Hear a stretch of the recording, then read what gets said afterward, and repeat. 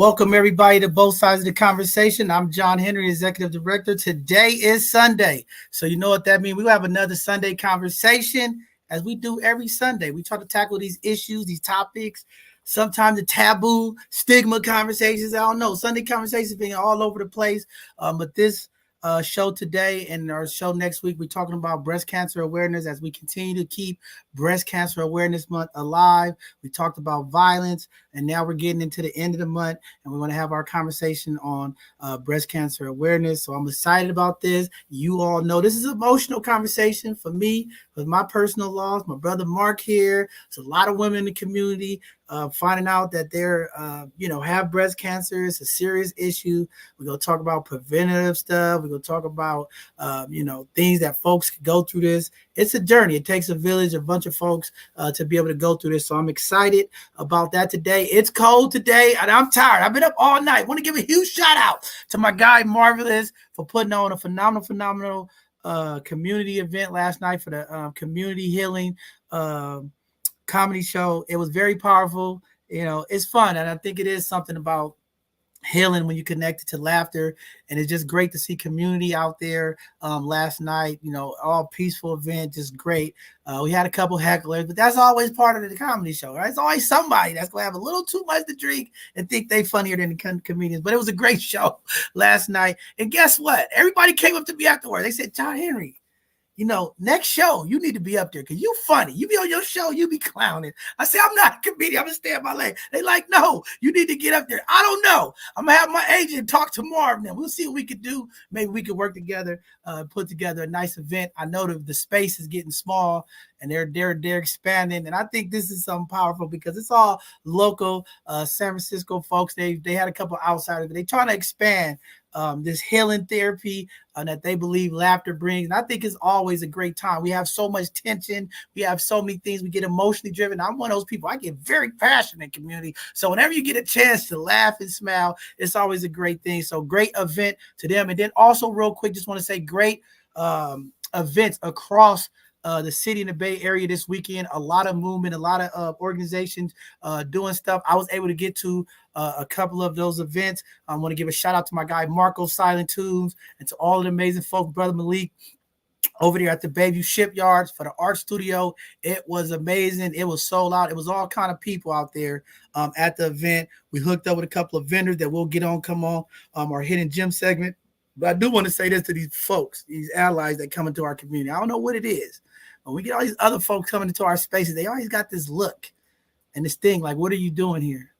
My white people, my Asian brothers, my Latin brothers, all y'all, when you come to Black community, just say hello. Make the people feel awake. Don't come into our spaces looking like, what are they doing here? It's like, come on, you're in my community. Get out of here, people. But it was a great event. We got a phenomenal couple small businesses, pop-up businesses that's going to come on, promote their business. And, of course, we support them. We bought some of their stuff yesterday. We want to uplift them, as always, because that's what we do here at both sides of the conversation. Make sure we uplift our Black businesses and our community, and taking a leadership role, making sure we support with our dollars is always important. Also, we had the violence prevention, D10 violence prevention event yesterday that took place. So we'll give a huge shout out to YCD and all other folks who came together to put that event together as we continue to try to come to the table and have that conversation about gun violence, violence in our community. How do we fix it? Again, we got a lot of growing to do when it comes in those areas. But again, it's the adults in the community that we got to continue to work with, advocate to get them to support, because sometimes our adults, again, is the problem. And then we got to figure out how do we get these events in the community. And I know sometimes because of the gang stuff, we try to have these things, but I want to hear from the young people. I'm just getting to this point where I hear too much from the adults, right? And I think when we want to talk about real violence prevention, I want to hear from young people. I'm tired of these glorified stories and everybody talking about what they've been through. I want to talk to the young people that are maneuvering these spaces day to day, and they having to deal with that impact, because that's what it's really all about. And I've heard enough war stories, as they say. I've heard enough Army stories. I've heard enough from the adults in the community who changed their life. I want to hear from the kids, the ones who are out there that are still active, still part of the violence that's taking place. I want to hear from them. What can we do to help them? And I know it's hard, but we got to figure out a way to have conversations with those young folks and make sure that we're uplifting them, because they should be there. Okay, those are the folks that we want at the events, not just all of the nonprofit leaders and all of the adults who know the nonprofit leaders. We need the young people. How do we find space to work with them? And maybe it's not big events like that. Maybe it's little smaller, intimate events in each community. I don't know, but we got to hear from the young people. I want to hear their thought of what they feel like things could change. And again, we're going to keep doing our part to advocate and uplift the community. That's what it's all about. Not only this Dreamkeeper work, but the work across the city that is happening. We all got to do our part to continue to uplift this work and make sure we're doing our part so that the work can continue on. That's what it's all about. So I need all my community leaders, organizers, folks to get out. Let's get together and let's make it happen for our leadership. And I'll say it again. I don't care about people in their politics. Right now in San Francisco, we have Black leadership. I've been here 44 years and I ain't never had this type of Black leadership. Forget the politics. All right. Let's love on our Black people and let's uplift them and just take a moment to shine on what we do have, because change will come. Things will be different one day. Right now, we got some amazing Black folks that's in leadership. And I think sometimes in the Black community, we do a disservice because of people's point of views or their politics, and we don't engage. And I just think sometimes we got to uplift and support. I don't care if you're Republican, you Democrat, you don't have to agree with my views, but I still want to give you, hey, you a Black person. I know the old saying, everybody that you can't skin folks ain't your kin folks. I get all of that.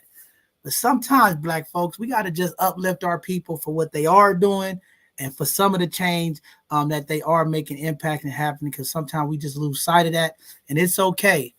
It's a new day. It's a new bishop, and I'm just telling you, I'm not being silent anymore. You know what I'm tired of, Mark? I'm going to tell y'all today. We're going to say this is going to be our continued thing. I'm tired of these sayings that we don't apply in the community. You know, you go to all these inspirational events, all these motivational speakers, and everybody, the way we make change is we don't be silent. Everybody must uplift their voices. It's about breaking the silence is making the change. But then people break their silence and say something, and everybody want to shut them down, right? We can't do that. We have to be real and just speak on what we say. Everybody want to talk about keep it 100, but then we keep it at 50% out here. Let's be real. Let's just have the difficult conversation. We can do it in person. We can do it however y'all want to do it. But again, it's a space that we just have to call it out and name it what it is, right? And that's just what we got to do. So can I say something, Bishop? Go ahead, brother. I could see you on a platform, on a stage with a microphone. Your gift, just your personality, people would definitely relate to you because you do have a way of using humor as a way to make things palatable, because you're talking about real issues. But at the end of the day, the community that is organized and unified is the community that is going to stay strong and thrive through no matter what. And we all have to own our part in being unified. So I just want you to know, brother, what you're doing is not falling on deaf ears. And I'm proud to be a part of both sides of the conversation with you. Man, Debbie, I appreciate that. So, yeah, with that being said, I'm sorry I took a lot on this opening, but y'all see we have difficult weather here in the Bay Area. 3 days ago it was 100 degrees. Now today it's raining and cold, okay? That's just the Bay Area, okay? So, I don't know. Get your hoodies on, get your coats. We're a couple of weeks away from time going back an hour, and it's getting colder. So, let's start getting our young people ready and prepared.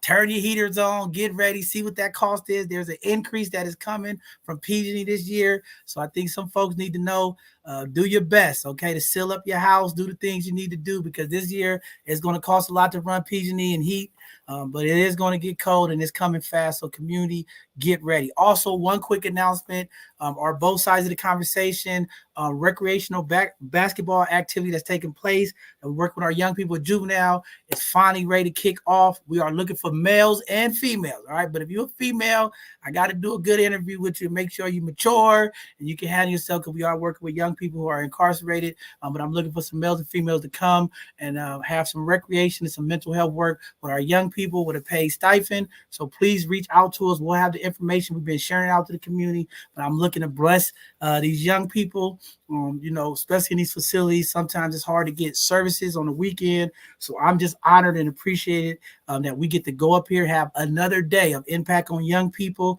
and we could do something cool with mental health, healing, and recreation. So looking forward for some adults.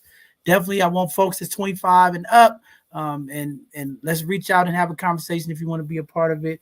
And we got a full contract to fulfill to the end of the until June. So we have plenty of time for those folks to be a part of this and get in and come be a part of this program. So excited about that. But with that being said, we got our new co-host, Patricia, here today. Patricia, talk to the people. How you feeling today? Welcome back.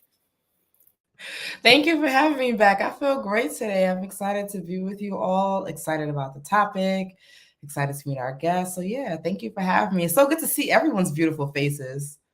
Man, definitely. It's always something about black smiling faces on a Sunday. I don't know if it's the church mode or whatever, but it's some good things happening. Brother Mark, the voice, go ahead and welcome yourself. Holler at the people. What's going on, brother? Well, of course, community, 100% nothing but love. I hope that this conversation brings somebody some encouragement, some awareness. Again, I think we all have had some personal connection to this particular illness and disease, and we want to do everything we can to combat that. So again, looking forward to a great conversation, again, bringing some encouragement, some resources to the people. And of course, I mean, look at how beautiful we are representing for both sides of the conversation tonight. So glad to be here, Bishop. Man, happy to have you here. It's always great to have the voice here. It's always great to see men who give back to the community. That's what it's all about. Impact over income. We got to sometimes have that impact. As Uncle Stank say, what's your impact? All right. And we try to make impact in our own way, and everybody don't agree with it, but we making our impact. And I just want y'all to know the amount of people, when I run into them, they talk about the professionalism and how our organization operate. I give all my hats off to my team, all of the volunteers, all of the amazing folks behind the scene that make this organization move. I've got nothing but the highest compliments from the elders of the community, from some of the mid-age folk in the communities that say, wow, how do you get your team? They respond, they call back, they follow up. Man, they was chasing me down to get on the show. That's a compliment to all of you all, okay? So just need y'all to understand that little things make a big difference in people's lives. And that's what I pride myself on. I know I can't pick up every phone call, but it's always amazing when folks are like, man, your team follow up, your team call, they respond. That makes people feel good. I keep telling people it's the little things and our day-to-day professionalism that makes everything a better day for community experience. When we deal in people, we might not be able to deliver all of the services, but a little humility, a little compassion, a little patience and understanding, and effective communication with people makes a big difference when it comes to this work. So thank you all as well. Sister Ayo, I know you're a little under the weather. You here though, real trooper. She's here. It's rated and all. Holla at people. For sure. Good afternoon, community. Like Mark said, even if breast cancer has not affected you personally, it affects our community, our Black community especially. So many people go for so long undetected because we have that stigma of, oh, it's okay, just take some Robitussin, or it's okay, drink some ginger ale, oh, it's okay, we're not going to go get checked out. Please, it is imperative, it is important to go and get your checkups.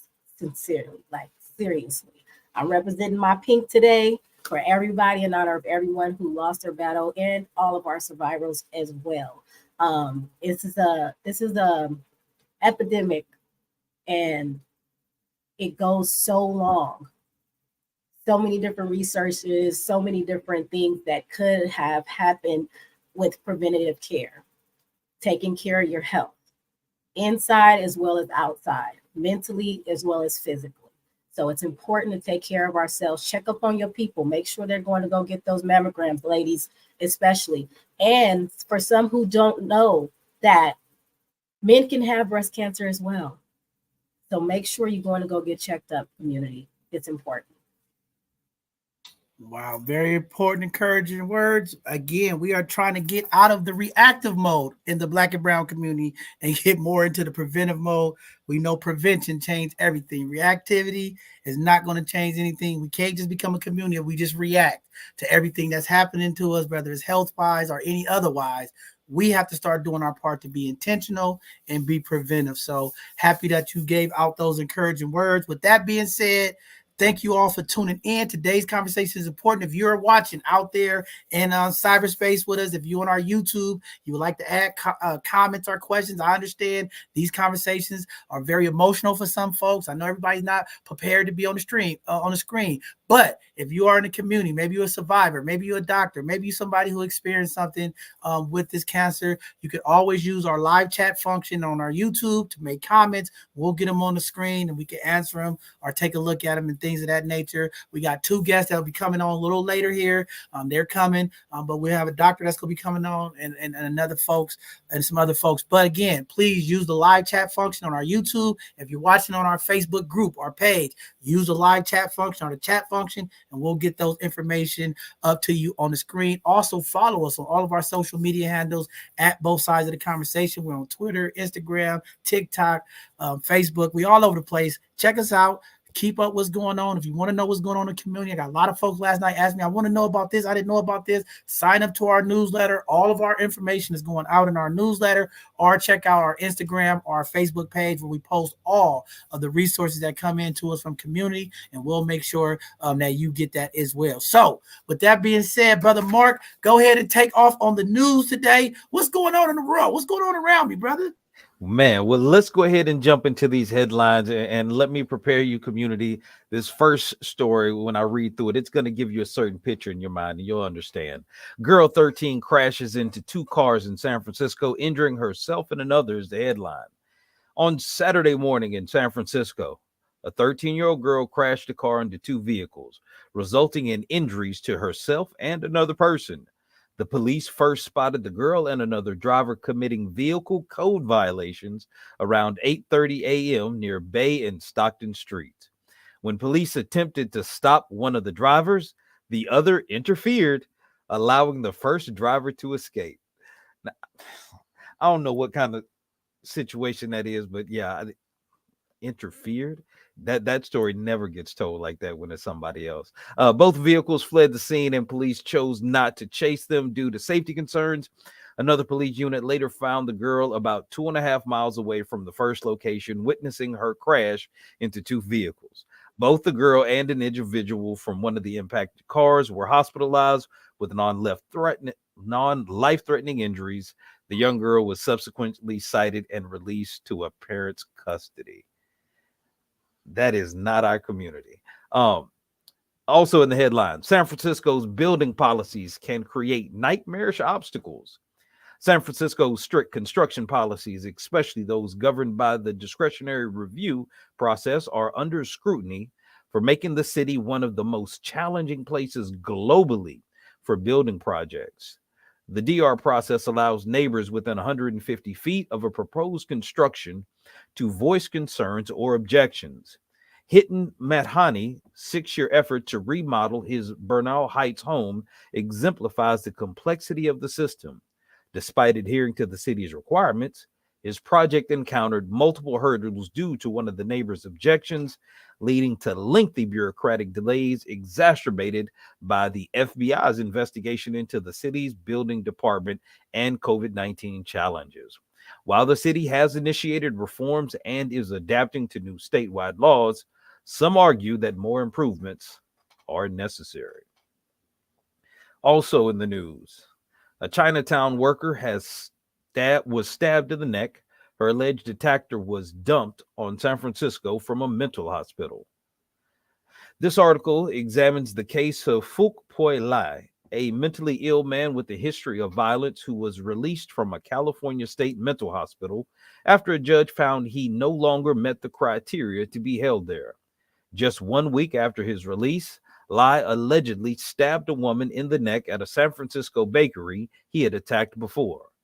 The author argues Lai's case highlights systematic failures in California's mental health system, including inadequate transitional planning and supportive housing for the severely mentally ill, along with legal loopholes that mandate rapid release without ensured proper continued care.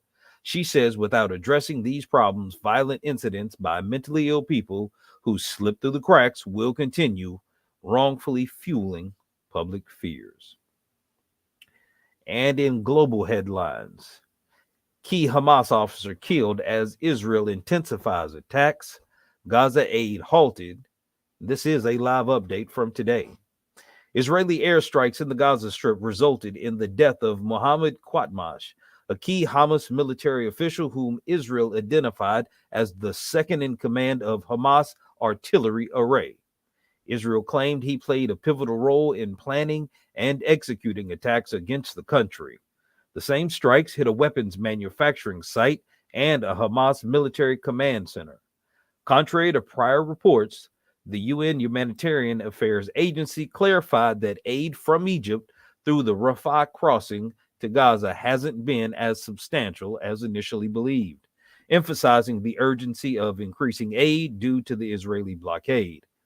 A Hamas field manual was reportedly discovered, highlighting the group's military strategies and techniques. Meanwhile, Syria closed 2 of its international airports, attributing the shutdown to Israeli missile strikes. The ongoing conflict also saw additional casualties in the Israeli-occupied West Bank.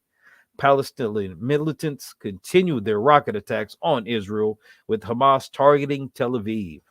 The war has severely impacted the civilian population, particularly in Gaza, with substantial casualties on both sides and a dire housing situation resulting in massive internal displacement. And that is the news. Wow, a lot of stuff going on. This war is something else. Economically, costing, putting a big cost on America. We'll see how it all plays out. Well, with that being said, community, be patient. There's a lot of events. You want to know what's going on? We're about to let you know. Miss Patricia's gonna get us through some of these. Get your water ready, Patricia. There's a lot of events.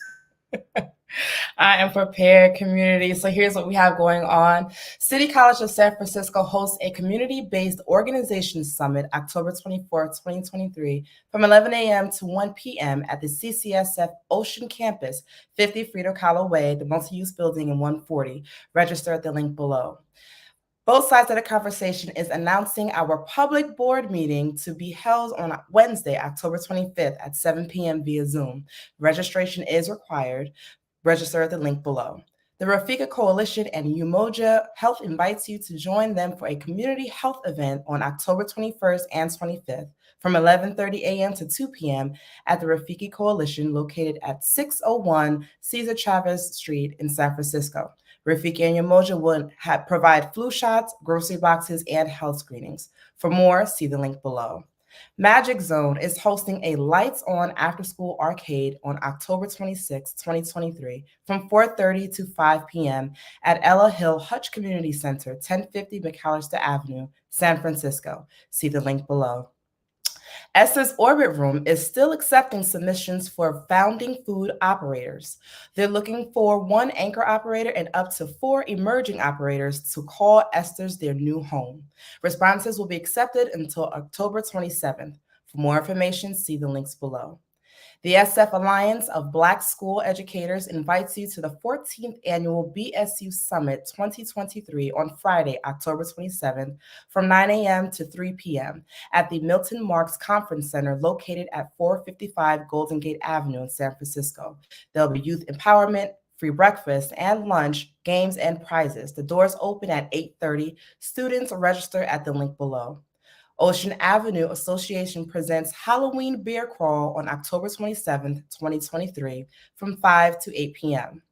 Studio 121 invites you to the Rainbow of Arts free event on October 27th from 3 to 6 p.m. at the Visitation Valley Elementary School located at 55 Schwerin Street in San Francisco. There will be theater, food, dance, and a costume contest. For more information, see the link below. The OMI Cultural Participation Project is hosting Equity Keys, a free housing resource fair on October 28th from 11 a.m. to 3 p.m. at the Geneva Powerhouse, located at 2301 San Jose Avenue in San Francisco. This free event offers free parking, easy access to Muni, free raffle drawings, free gift bags, and complimentary food and drinks. Sign up at the link below.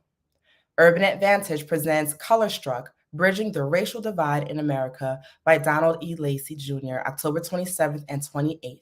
More information at the AAACC.org.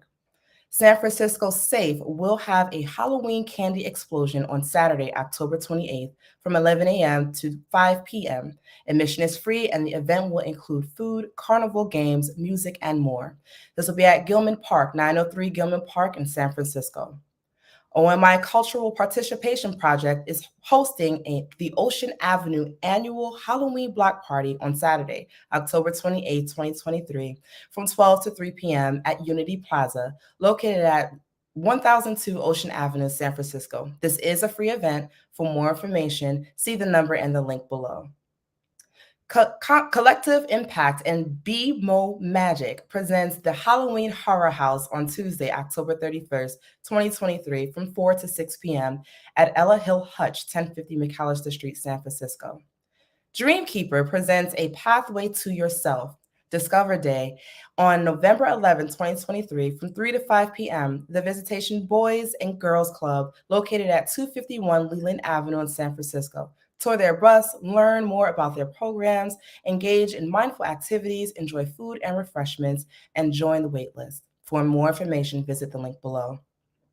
The Latino Task Force is providing Section 8 housing waitlist application assistance on Friday, October 27th and November 3rd at the Latino Task Force Excelsior Hub, 4834 Mission Street in San Francisco from 10 a.m. to 7 p.m. Join Into Action at the Bayview Uncorked Southeast San Francisco celebration on Saturday, November 11th from 1 to 5 p.m. at Pier 70, Building 12, located at 8 22nd Street in San Francisco. The Rafiki Coalition is hosting the Black Business Expo on November 4th from 10 a.m. to 2 p.m. at the Rafiki Coalition, located at 601 Cesar Chavez Street in San Francisco. For more information, see the link below. San Francisco's Early Care and Education Advocacy Coalition hosts the second annual ECE Advocacy Retreat on Saturday, November 4th, 2023, from 8:30 a.m. to 3 p.m. MNC Leilani Rossi Hall, 362 Cap Street in San Francisco. HCV Section 8 lottery waitlist opens Monday, October 28, 2023, starting at 8 a.m. Pacific Standard Time and closes November 6, 2023 at 5 p.m. Applications are estimated to take 10 to 20 minutes to complete. Applications not submitted by 5 p.m. on the closing date will not be processed further. Apply online only at the link below. Latino Task Force is providing Section 8 housing waitlist application assistance on Monday, October 23rd, 30, and November 6th at the LTF Mission Hub, 701 Alhambra Street, San Francisco, from 11 a.m. to 7 p.m. Into Action announces the Black Cultural Preservation Mini Grants Cycle 2, opening on October 10th and closing on November 10th, 2023, for December 1st and through February 28, 2024. You can get up to $9,500 in funding for Black cultural preservation events in the Tenderloin, Lakeview, Sunnydale, Visitation Valley, and OMI. To apply, see the links below. The San Francisco Bay Area Theater Company invites you to the third New Roots Theater Festival for 6 performances over 3 days, Friday through Sunday, November 10th through the 12th, at Brava Theater Center, 2781 24th Street in San Francisco. Live stream options are available. See the links below.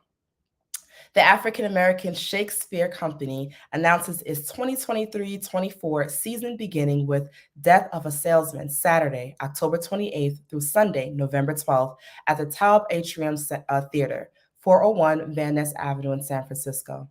The 4-series season subscriptions also includes Cinderella, Pipeline, and The Merchant of Venice. Purchase tickets for one show or the series at the link below. The San Francisco Recovery Theater presents Reflections in Black 2023. New Roots Theater Fest, 1 week, 15 performances, 50 Bay Area artists, November 10th through the 12th, 2023 at the Brava Theater in San Francisco. See the link below for the tickets.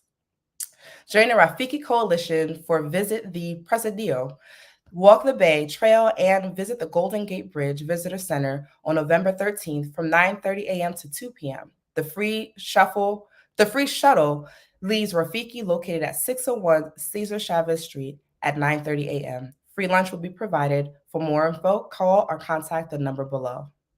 The San Francisco Public Health Foundation, in collaboration with the San Francisco Department of Public Health, is requesting RFPs for the SWDT 2024 Healthy Communities Support Grants.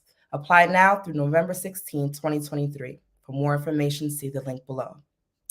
Fall 2023 Community Creators Workshop welcomes you to the free Family Fun event on November 18th from 11 a.m. to 4 p.m. at the Palaga Recreation Center, located at 500 Felton Street in San Francisco.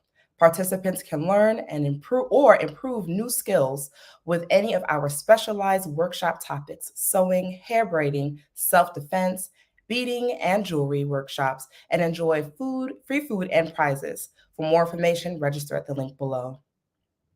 The Fathers to Founders presents the Black is Beautiful Health Resort on November 18, 2023, from 11 a.m. to 5 p.m. in the Tenderloin. We are seeking service providers, screeners, testers, and educators. For more information, see the number or the link below. The AAACC asks you to join them for the Celebrate Black Music event. Save the date, Saturday, November 18th. Information is at the link below.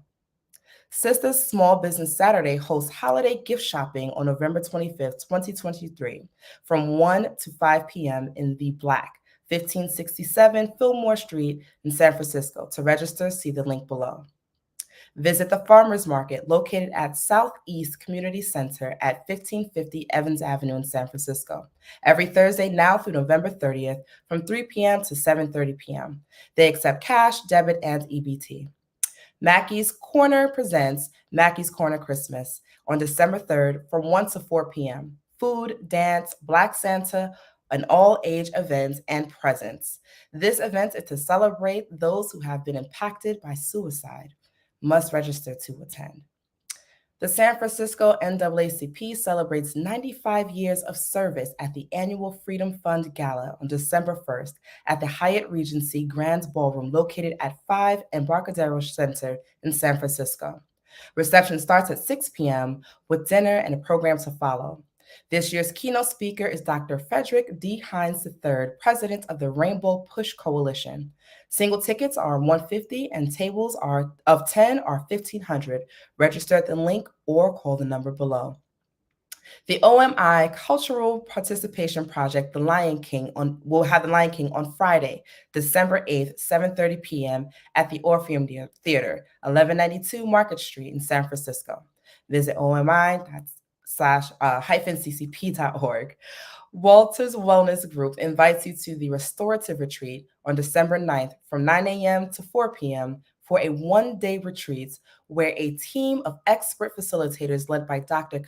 Kathia Walters will guide you through a transformational experience designed to help you get through your body and quiet your mind. For more information and to register, see the link below. The San Francisco African American Reparations Advisory Committee cordially invites you to be a part of the conversation every second Monday in 2023. You may attend in person at City Hall, located at 1 Dr. Carlton B. Goodlet Place, or online by registering at the link below.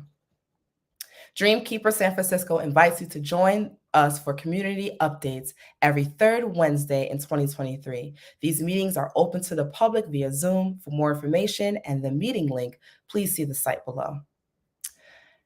As part of their fall exhibitions, the St. Joseph Arts Society features works by visual artist Christopher Birch in transversing on geographies of blade and bone, now through Friday, December 15th at 1401 Howard Street in San Francisco. For more information, follow the link below.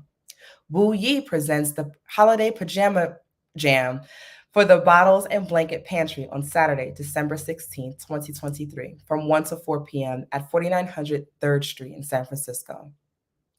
Come out for the Lorraine Hansberry Theater's 2023-2024 season. The season starts with a soulful Christmas and a holiday concert with performances Thursday through Sunday, December 14th through the 17th at Fort Mason Center for Arts and Culture. Tickets are on sale now. For more information, visit the link below. OMI Participation Projects The Wiz starts January 27, 2024 at 7:30 p.m. at the Golden Gate Theater, 1 Taylor Street in San Francisco. Into Action announces the Black Cultural Preservation Mini Grants Cycle 3, opening on January 25th and closing on February 26, 2024, for March 1st, May 31st, 2024. You can get up to $9,500 in funding for Black cultural preservation events in the Tenderloin, Lakeview, Sunnydale, Visitation Valley, and OMI areas. To apply, see the links below. The SF Human Rights Commission has regularly bi-monthly commission meetings on the second and fourth Thursdays of each month at 5 p.m. in the San Francisco City Hall in room 416. You can also attend via Zoom. Dream Keepers announces the Down Payment Assistance Loan Program. You can receive up to $500,000 for down payment assistance and up to $30,000 for closing costs, and connect with housing counselors, lenders, and realtors. For information, see the links below. Walters Wellness Group invites you to Sip Paint Center every first, third, and fifth Friday, where you can unwind and set the tone for your weekend. Fueled by tea, creativity, and grounding, hosted by Dr. Kathia Walters, Dr. C, and the Walters Wellness Group. For more information, see the link below. Join Fathers to Founders for Father Reimagined Therapy Group sessions, held every Thursday night, 6 to 7:30 p.m. It's an ongoing until October 24th at 232 6th Street in San Francisco. There will be food served at each session. For more information, see the link below and the number below. Come out to Fillmore's Friday Night Market every Friday from 4 to 9 p.m. on Old Farrell Street between Fillmore and Steiner for live music, barbecue, soul food, frozen desserts, retail vendors, games for kids, and domino tournaments, prizes, and entertainment. Vendor booths are available. Register at the link below. Be a mentor in SFUSD. Join SFUSD school-based mentoring program, Mentoring for Success. Sign up to volunteer as an individual or group mentor district-wide. See the link below. Get your COVID-19 booster and monkeypox antiviral pill treatment Thursdays 1 to 5 p.m. at 330 Ellis Street, as well as Saturdays 12 to 4 p.m. at 1221 Mission Street. The Community Living Room, open all day, Monday through Friday. Breakfast is at 9 a.m. to 12 p.m. and grab and go lunch 2:30 to 3:30 p.m. at City of Hope Cafe, 750 Ellis Street in San Francisco. The African American Arts and Culture Complex invites you to the Season of Black Arts inaugural event, introducing October 2023 to February 2024 season at the AAACC, located at 762 Fulton Street in San Francisco. On Sunday, October 29th, kicking off a captivating celebration of Black creativity and culture with special guests and performers. For more information, register and see for free tickets in the link below. Would you like to promote your business, nonprofit, or community impact? Sign up for Hidden Gems. Share your expertise on Educational Thursdays. Be a panelist on Sunday Conversations. Keep up with both sides of the conversation's latest shows and community outreach events. Follow us on all social media platforms. You can also subscribe to our newsletter at bsotc.org. Both Sides of the Conversation welcomes individuals who are interested in giving back to their community to join us as volunteers. We value the positive impact volunteers can make and invite you to be a part of the mission to uplift and support our community. Both Sides of the Conversation requests your invaluable support for podcast and community engagement endeavors. We cordially invite you to explore our donation links, as your generous contributions will greatly aid us in enhancing our programming. We'd like to take this time to acknowledge the Dream Keeper Initiative and its support to Both Sides of the Conversation programming. The Dream Keepers Initiative amplifies the voices and invests in San Francisco's diverse Black communities to reform public safety and address structural inequities in San Francisco. Visit www.dreamkeeperssf.org. And don't forget to tune into our upcoming shows, Hidden Gems, Tuesday, October 24th at 7 p.m., and Educational Thursdays, October 26th at 7 p.m. All right. Thank you, community. That's a lot. Okay. You see how many events it is for all y'all folks out there that's saying, where's the resources? What's going on in the community? Hey, we do our best to make sure all of the community folks know what's going on. So every live show, we updating you, all of our social media handles.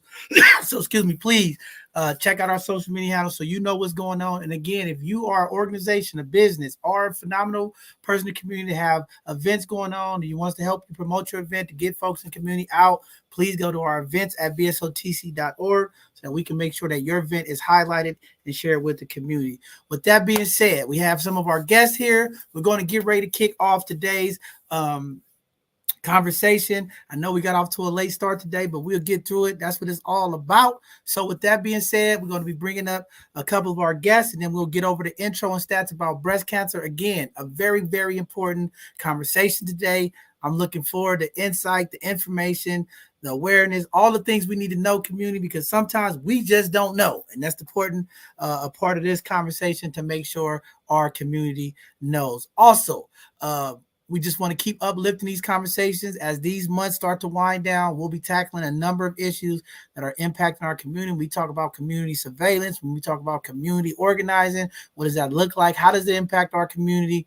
And we're going to be doing a lot of organizing and engagement events. So I know a lot of folks are sending, be patient, community. I see y'all emails coming in. We will be organizing a couple of community events when we talk about our collaborative that we're trying to put together in Bayview. A lot of folks are sending, they want to be a part of it. Be patient, okay? I got a small but mighty team, but we're going to organize this well. We're going to get all of the data, information, and stuff that we need. We're just moving forward, community. We're just trying to do the best that we can to work together. And I think by our presence of showing where we are as a community and how we can be the village, I think we can impact change and get more people to buy in. All it is a little bit of patience, a little bit of humility. And I think a lot of things that we're dealing with in our community, we can address one day at a time. It ain't going to happen overnight. It ain't going to be perfect. But at least we can start stepping together and standing with each other on these instances. So with that being said, we're going to bring up our first guest. She's not only a guest, she used to be our co-host, phenomenal sister, doing a lot of stuff with our young people in the school, active. We're going to bring up Sister Danielle Tompkins. How you doing, Queen? Welcome to both sides of the conversation today. Say hello to the people. Hi, everyone. Good to be back. Yeah, give everybody a little background of who you are, what you're doing, and your role, your perspective today in today's conversation.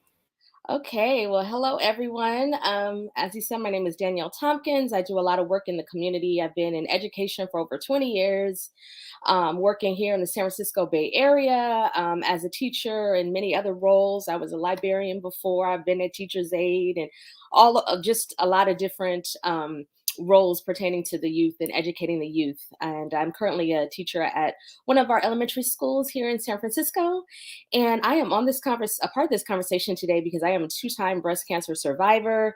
I was diagnosed and I'm in remission now. Thank you for clapping. So I'm just happy to be here, happy to have another chance at life. And so I'm just here to inspire anyone who has any questions that may have about breast cancer, what it's like to be the perspective from someone who had it, and hopefully get some more women out there to go ahead and get themselves checked out so we can prevent this horrible disease from spreading. Yes, thank you for being here and just excited to be a part of today's conversation. We're going to bring up our other guests. I know we have a couple other guests that'll be joining us late. Let me see if we can get Dr. Daphne. Welcome to both sides of the conversation. I know she's having some Wi-Fi issues. Let's see if she's back. Let me see if she's there. All right. Well, I guess she's trying to get her Wi-Fi. While she's trying to get set up, we'll just go ahead and get started. I'll see her face when she comes back. But again, we got 2 other guests that's going to be joining. They're running a little late, but that's what it's all about, right? We're just showing up. We got to get started and get going. With that being said, we're going to go ahead and just turn over to Mark real quick to talk about some of the intro stats, what's going on with breast cancer, to kind of give community a little statistical data behind what's going on. And then we'll have a conversation from Patricia and Danielle. They got the insight. They got the information. I don't know if y'all missed the Hidden Gem show the other night, but Patricia was dropping gems and love to the community. So I'm looking forward to this conversation conversation. But Brother Mark, the voice, go ahead and talk to the people about the stats. What's going on? Maybe somebody first time tuning in, they don't know. Tell them what we talking about. Give them a little introduction. All right. So for those tuning in for the first time, let's lay a little foundation and kind of put some structure to the conversation. Breast cancer is the most commonly diagnosed cancer among Black women in the United States. And while great strides have been made in breast cancer awareness and treatment in recent decades, African American women still face disproportionately high mortality rates from this disease. This October, which is Breast Cancer Awareness Month, we'll be discussing key information that all African American women should know for the prevention. We'll also add African American men as well. Early detection and timely treatment of breast cancer. And on this show, we're going to explore risk factors unique to Black women, tackle disparities that lead to later diagnosis and poor outcomes, and provide vital screening guidelines and share resources to empower our community.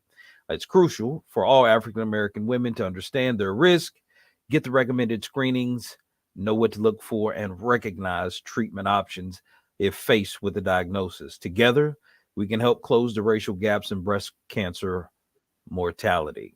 Now, just to give some more stats, African American women have a 31% higher breast cancer mortality rate than white women.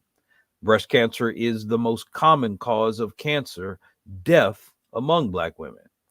And the 5-year survival rate for breast cancer is 82% for Black women versus 92% for white women. And I'll just one more because the list goes on here. Black women under 45 have twice the incidence of triple negative breast cancer and aggressive form of the disease. So we know what the overall story is. Our community, once again, we're at the worst position on this list when it comes to stats. One of the things that I can honestly say after watching my mother fight breast cancer 3 separate times and also losing my father to cancer, I've seen my mother, who was a nurse for over 27 years, trusted the medical establishment, followed everything, and some of the treatment actually did more damage to her. From my experience in ministry, I've been in communities where there are people who are very spiritually based and they believe in prayer for healing. And then I've been in communities where somebody like a Dr. Sebi, where it was about nutrition and environment. And one of the biggest challenges in having these conversations is that all these different communities who are all radically impacted by this seem to be in silos. And I'm hoping with this conversation, we can bring some more collaboration between all of these, because our community needs more answers so that we can get rid of this. I hate cancer.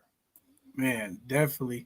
Well, we got Dr. Daphne back here. Let's see if she's worked on her Wi-Fi. Dr. Daphne, welcome to both sides of the conversation. Can you hear us? Are you good now? Are you? Yeah, I can hear you.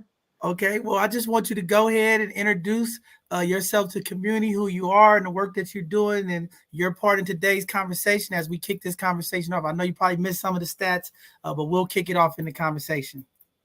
Hello, my name is Dr. Daphne Kanyaru. I am board certified in family medicine and lifestyle medicine. So really, I think the reason why I am here is I know Nancy from social media, from Facebook, and I talk on Facebook a lot about lifestyle, more specifically about food. So I talk about nutrition, how that plays a part. I focus a lot on diabetes, high blood pressure, high cholesterol, heart disease, polycystic ovarian syndrome, autoimmune diseases, stuff like that. But I mean, cancer is a big one in that, in that group too. And breast cancer is one of those that lifestyle, I mean, a lot of diseases, but breast cancer in specific, when it comes to lifestyle, what kind of foods are we eating? How active are we? Stress levels, sleep, things like that. So that's why I'm here, at least to give some contribution, especially how nutrition, how diet plays a part when it comes, and we might not realize, but a lot. It actually plays quite a bit when it comes to cancer, breast cancer. Yes, it's very important. And thank you for being here to bring that. I'm always talking about this on the show. Like, how do we talk about the overall health component, especially when we talk about eating? That plays a big part of it. And then stress. That's my problem. Stress. You guys in the community stressing me out. I don't know. But it's very important to have that component. And I definitely want to work with you too and just see if we could put together some PowerPoint presentations. I know in the Black community, we're dealing with food apartheid. We're dealing with lack of access to healthy food. So definitely looking for some of these folks to come on and help educate our community about some of the things that we can get access to and how to utilize these meal preps and things of that nature to balance our eating habits. So again, thank you for being here. This is going to be a great conversation style. It's popcorn style. We'll be talking all over the place, but I want to start off and kick it off with breast cancer and the beginning, the preventive stage. And, I heard one of the statistics that Mark talked about. White women are succeeding more than Black women in this. And when we talk about the overall health disparities in the Black community, just access to healthcare, the trust of healthcare providers, some of the things that Mark talking about, the treatments and what's being recommended to our sisters versus some of the support services that other ethnic groups get. How do we do this preventive measure? Because I think we have to start at the beginning and figure out the conversation around the preventive part. So many times in our community, when it comes to medical information, food information, just information as a general, we never really get the preventative, right? What we need to do. So what ends up happening is so many people in our community are confused. I had this show a year ago and learned that women at 25 years old should be getting checked, right? And we was like, and they had a lot of the guests like, well, I was told, 35 and up, right? So again, that education around how early is preventative, the things that we need to do the pre-steps. And I think Danielle will have a very good insight of going through that process of maybe signs we've missed or how could it been better. And I'm hoping that's what we pull out of this to help inspire some women in the community, some men in the community. One, not only do the proper checks, but listen to our bodies. And then just some of the things as you all went through that process, some of the things you could say now, if I would have did this, or maybe hearing about the stress in the food, you know what, maybe my diet was important. We need those truths so that the community gets that and understand this is where we need to go. So I'll start off with you, Danielle, and then we can just popcorn it, move it around, and everybody's willing to jump in. Let's just let one person at a time talk so that everybody in the community can hear what's going on, and we'll have enough time for everybody, even if we go over a little over today. Okay, great. Did you want to start talking about preventative measures or why maybe some of us have a higher risk than others? Yes. It just and then some of the things that going through what you've been through, looking back and having these prior conversations, I'm like, I want to get that ingrained into the community. How important is early detection and early understanding of our bodies and how to respond? Yes. Well, thank you. Yes. My mother had breast cancer. She was diagnosed at the age of 62. Her sister had breast cancer. She was diagnosed in her 60s. And I thought of it as an old woman's disease. And after my mother was diagnosed, me being a spiritual person, I just knew I wasn't going to get it. I wasn't going to be the one. She got it, but it was going to change and stop with me. My doctors had advised me to, not until I was, turned 40, to start really the breast cancer checks and things like that. I think I had with the gynecologist gone to receive some checks. But what happened was during COVID, it stopped me. A lot of people didn't go to the hospital for COVID, so I kind of missed a year of treatment. I was diagnosed in 2021, and basically I was just laying on my bed and my back was on my mattress, and I just kind of brushed my hands over my chest, and I noticed there was a lump, and I brushed over again and a couple times, and I decided to get it checked out, especially like I said, knowing that my mother had it. And that was probably July of 2021. By the time I got a hospital appointment and came in the doctor, they did the mammogram. The mammogram definitely showed something, and it just went from there. They did more x-rays and found out that, in fact, that I did have it. So I was really, really, really shocked.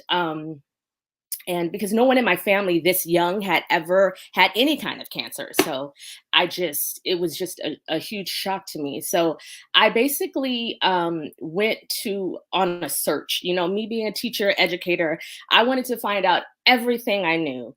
And so I went on Clubhouse. If you guys know about the Clubhouse platform, and I basically found my community on Clubhouse. I was a part of different health groups and prayer groups, and I just heard all these women like sharing their stories about how they had it, some young, some older.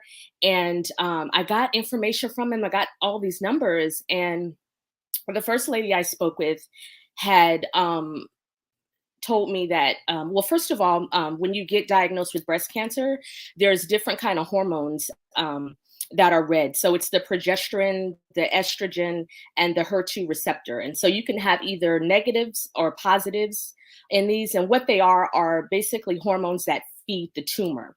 And so mine was considered a triple positive. So it was a really serious form of breast cancer, the second most serious form. The most serious form is the triple negative because they don't know what's feeding the tumor. So it's hard to find treatments for it. But I was a triple positive, and one of the readers, and maybe the doctor can help me if I'm not using the correct medical language, is the HER2 receptor, which doesn't happen, which is only about, I guess, 10 to 20% of breast cancers are HER2 positive, which is just like a little bit more active. So going back to the Clubhouse and the resources and the women I spoke with, I found one lady who was about the same age as me. She was just a year younger. She was African-American. We're about the same height, everything. She was a triple positive, and she was diagnosed twice. And I mean, her story sounds so much similar to mine, but what really made me connect with her is that she was against chemotherapy, and I was really against chemotherapy. I never did chemo, which is why a lot of people didn't even know I had it. I would see people and they're like, "You look great. What's going on?" And they never knew that, that I had cancer. And so because I didn't go through that kind of treatment, which I'll kind of get into a little bit later about just the treatments, because I'm not anti-chemo. It's just I feel like everybody should do what they feel inside and what's right for them. And I just it was a no for me. So anyhow, this lady that I spoke to became like my go-to person for all the questions I had.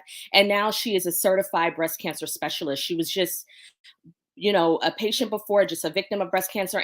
And through it all, she became a certified breast cancer specialist. So she really helped me navigate myself through this process, the questions I should ask the doctors, the different tests I should take, and all that. I know this is a lot, so I'm going to kind of leave it there, but we'll go over some of the other questions later, but that's the beginning of my story.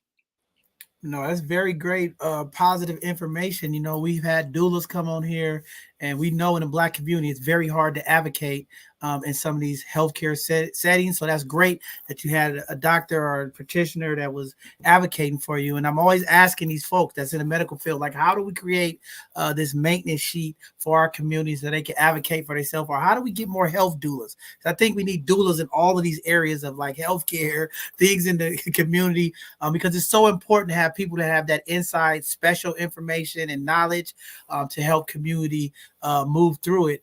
But I think the information that you gave was so important because I think, young women, I mean, you having that mindset, it just made me think how many other young women out there that's in their early 30s, 40s that feel like, hey, if someone older is getting it, it's in that age group. And I think that's the stigma of like what we have to break when we talk about tackling this disease and other diseases, about like who's getting it, who's affected. And I think it's very important that we just look and just understand that everybody's bodies is different.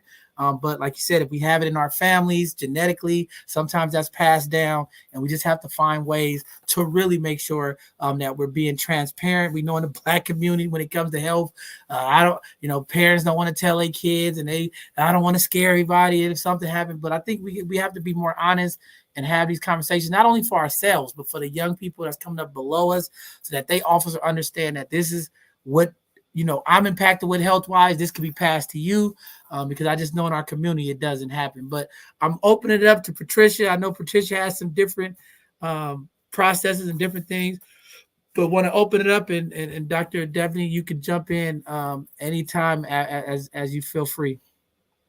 Yeah, thank you. And thank you so much for sharing, the intimate details. I know it's a lot because I'm also a survivor. So it's a lot to kind of pack in when you're, sharing your experience.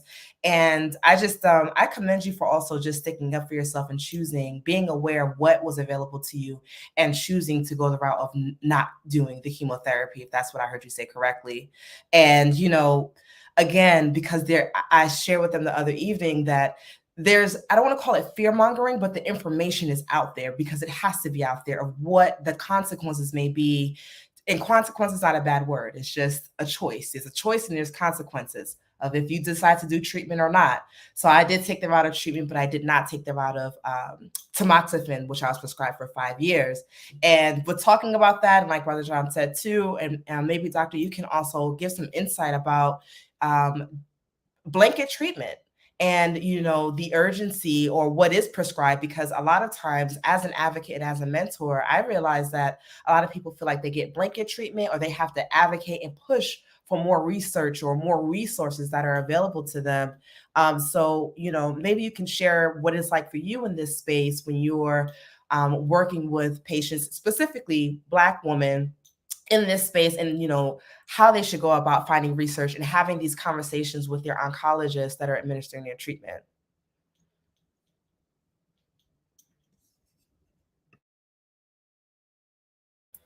Was that question point at Dr. You was putting it to Dr. Devaney? Okay, Dr. Devaney, you want to answer that?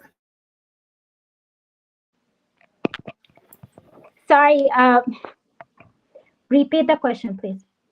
How would you best offer that, young woman, especially when it's under 40, there's a lot of red tape around, even getting an initial screening when you're under 40. So how would you offer, like once they have been diagnosed for sure, knowing what all the options are, the treatment options that are available to them, because a lot of people I've mentored said they've gotten blanket treatment.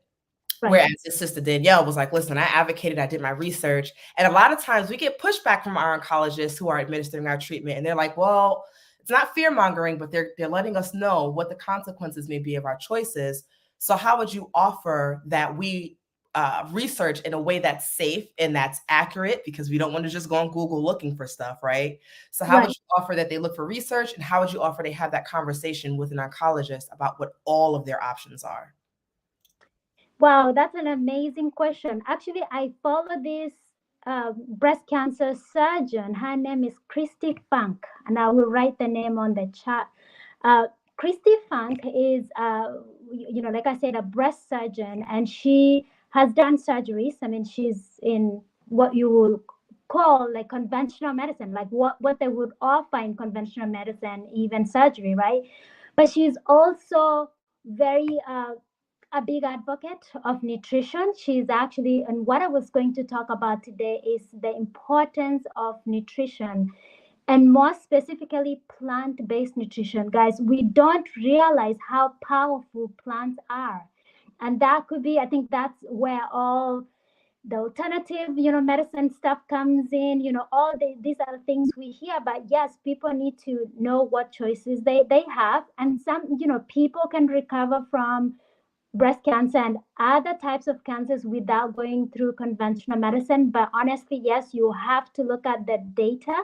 You have to look at where you are with your disease, and then choose, knowing that yes, this can work for me or it might not, right? So it's a lot. And of course, I don't deal with patients with cancer, but that's like you said, something you have to settle within yourself. What am I comfortable with doing? Because even those that do conventional, what we call conventional medicine, I will still tell them that you need to change your lifestyle. You need to do something about it, because the cancer can come back, or even the treatment you're taking can have you have a risk of getting some other cancer, some other issues, right? So they really do need to do the research, do look for alternative treatments, and look how like nutrition and other lifestyle stuff that are used to do the treatment, so that you can choose what makes you comfortable, right? And again, yes, being ready for the consequences, right? Because that is so true. What I wanted to say, and I don't know if I should say it now or maybe wait a little bit later, is what nutrition does when it comes to breast cancer. Do you think I should go ahead now or wait a little bit? No, go ahead. I want to Okay. hear about it. Come on, talk to the people. Awesome. So we talking about inheriting genes, inheriting cancer genes, and we talk about inheriting, all the different stuff, right? Diabetes and hypertension and heart disease and all this stuff, right? Especially Black people. Like when I used to go to school, I used to be like, God, is it truly that we are inferior? I don't know the exact word to use. I'm sorry if I offend anyone, because I used to be like, why is it like every disease, it affects us the worst?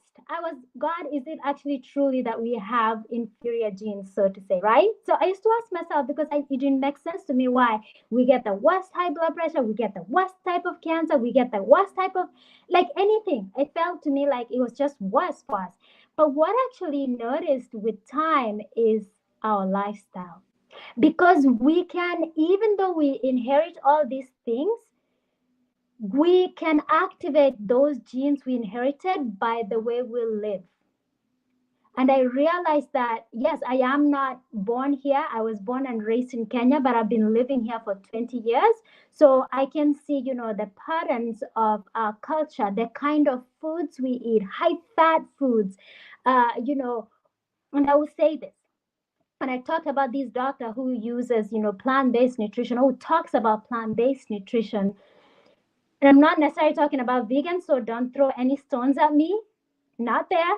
I am vegan, but that's not what I'm talking about. All I'm talking about is, do we understand the power of whole plants,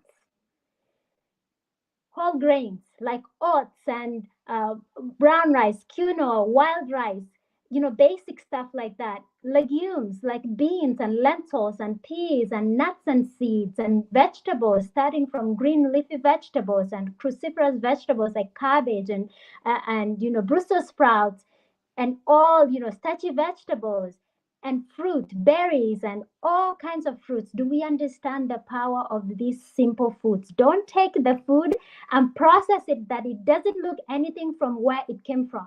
Now we took potatoes and we made chips, or we made fries. No, not that. We want to eat the food the way it came from the ground. These cruciferous vegetables I was talking about, like, the Brussels sprouts, and they have these compounds which are very strong when it comes to anti-cancer properties. So we have to use this. And if we are eating food that is high fat, coming from animal foods of all kinds, coming from processed foods of all kinds, coming from fats and oils we use to cook at home, we are setting our body for disease, whether that be, cholesterol, whether that be diabetes, whether that be cancer. Because you have cancer cells anytime, in the body, there's cancer cells, because, the body makes mistakes too. And again, we might have inherited something. So there's stuff in the body, but what are we doing to either suppress that or activate those things, right? Those genes. So we have to use these foods to really help us to stay healthy, to have these compounds that will kill those, cancer cells, right? So that is the food, and I won't go so much into it because I can talk forever about this. And this doctor, please, Kristi Funk, Kristfunk. She has, it's called, I think, Pink Lotus. She has a website, and you can look. She even has a smoothie, like a cancer bomb smoothie, something. I don't know what she calls it, but she talks about flax seeds. She's always drinking these green smoothies with flax seeds, right? So she knows all these cancer fighting foods that we have to eat, and animal food and processed foods and fats and oils is none anywhere there. So if you're eating a lot of your food is this kind of foods, no, you are setting up yourself to activate all these genes, all these, promote cancer basically in the body. And dairy for men, I will say this, even men get breast cancer, and dairy promotes cancer, breast cancer, prostate cancer, any hormone sensitive cancer is going to be promoted by dairy. So anything whole milk, cheese, anything coming from dairy is going to promote cancer. Another food that we might be scared about is soy. So there's misinformation about soy. Soy causes cancer, soy causes premature puberty. Actually, it does the opposite, because the phytoestrogen don't behave the same as estrogen. They're different. They are cancer fighting foods. So eat soy. We're talking about minimally processed soy, like soybeans, soy milk, edamame, soybeans, that kind of stuff. Not this stuff they make, not like Impossible Burger. You understand what I'm trying to say? Not this super processed fatty stuff. No, not that kind of stuff. So that's what I will say about the food. Make sure that most of your food, if not all of your food, is coming from plants. Because I can say this: there's no need for animal food in our diet. That's what we have to understand. If you're choosing to eat it, it's because we like it. There's no nutritional need. All protein originate from plants. So plants are our friends. If you still want to eat animal food, it has to be like a condiment. It cannot be your main source of nutrients and calories. It cannot. It's not healthy. So I'll leave it at that. I can talk forever. Maybe you can tell already. No, I have to say this. You can't be the only one that they throwing rocks. They throw rocks at me too, but I have to say this because I hear this all the time about the inferior of health genetics in Black people. And I think it's bogus. Okay, Black people have the strongest genes. Yes. When it comes to the access to the foods and that comes to the access to the healthcare and the things that we need, I think that's where our shortcomings are from. But I agree with you. We change our diet. There's different things in that nature to help us.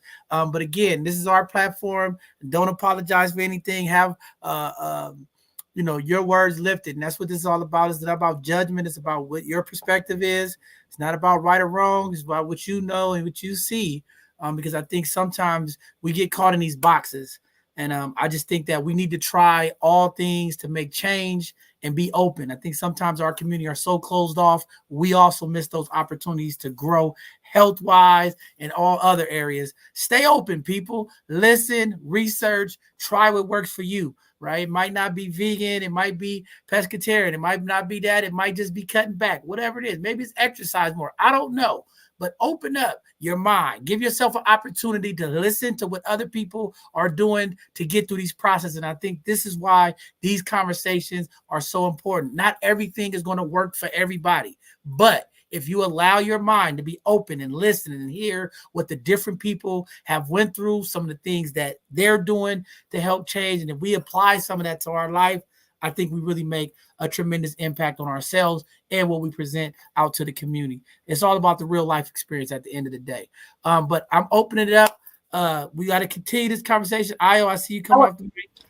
I just wanted to touch on the inherited gene. My grandmother passed away at 54 from breast cancer. My mother had uterine cancer. I am a survivor of uterine cancer and lymphoma cancer, and my sister as well had uterine cancer. So the myth of what I used to hear is it skips a gene, and in our case it did not. My mother's mother, my mother, myself, and my sister are all products of the inherited gene. Now, myself, when I was diagnosed in 2010 with uterine cancer, I went 0 to 100. I didn't get second opinions. I went right with what the first oncologist told me. My hair has always been very long. I shaved off my hair just to mentally prepare myself going through chemotherapy. Ended up not having to go through that. So I just cut my hair off for no reason. When I was diagnosed in 2013 with lymphoma cancer, I was in a really dark place, and it was like a woe is me. Why is this happening? And touching on what Dr. Daphne said, it can come back in a different form. They did tell me that. So this time I chose to be proactive in finding other regimens other than just going straight with what the doctor told me about chemotherapy. I found an amazing oncologist at UCSF, and he is the leading doctor on herbal medicine when it comes to cancer. Did a great consultation with him, and I was able to go through 12 different supplements, going down to 8, going down to 4, and now this October I just celebrated 9 years in remission. And what I learned, everything you said, Dr. Daphne, is 100% correct. Not only changing my diet, changing my mindset around it, not becoming a victim. My mother, the same thing. My mother wouldn't even tell us what kind of cancer she had. She said, if you give it the name, you give it the power. We got this. You know what I mean? When you fall victim to it and you succumb to what the circumstances are and or stereotypes about it, then you're going to give it its power. And we're not going to do that. We're not going to lay down. We're going to fight, and we're going to continue this. Now, when it comes to my grandmother, just from what my mom told me, my grandmother has been gone for 47 years. My mom and her sibling, who just recently passed last week, were the only two for 47 years. My grandmother passed away when my mom was very young. So from what she can recall, my grandmother did not go through chemotherapy. However, she did have the augmentation of one of her breasts being removed. And strong Black woman, you know, oh, we got this, you know, I'm gonna overcome it. We're not going to no doctors or anything like that. However, it took a course for the worse. My mother, strength, courage, tenacity. The woman is a survivor in all aspects to me, you know, and I commend women who do their research. I commend you women who advocate for yourselves and stand up and say, I'm not just going to take what you're giving me because of the lack of access we have to proper care when it comes to certain, you know, things in the medical field. They see us as, oh, they're just wanting medication, you know, they just want to numb it. They don't understand how intelligent we are and how powerful we are in our own right.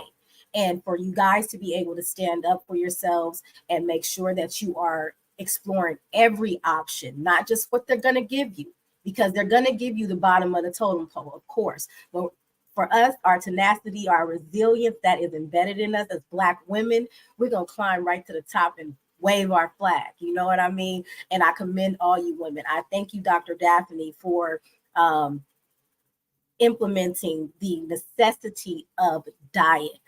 I am a firm believer. I am Miss Juicer. I am Miss Smoothies. I am Miss Meal Prep. I'm all of that across the board. I changed my eating habits a couple of years ago, and I've seen immense recovery, everything.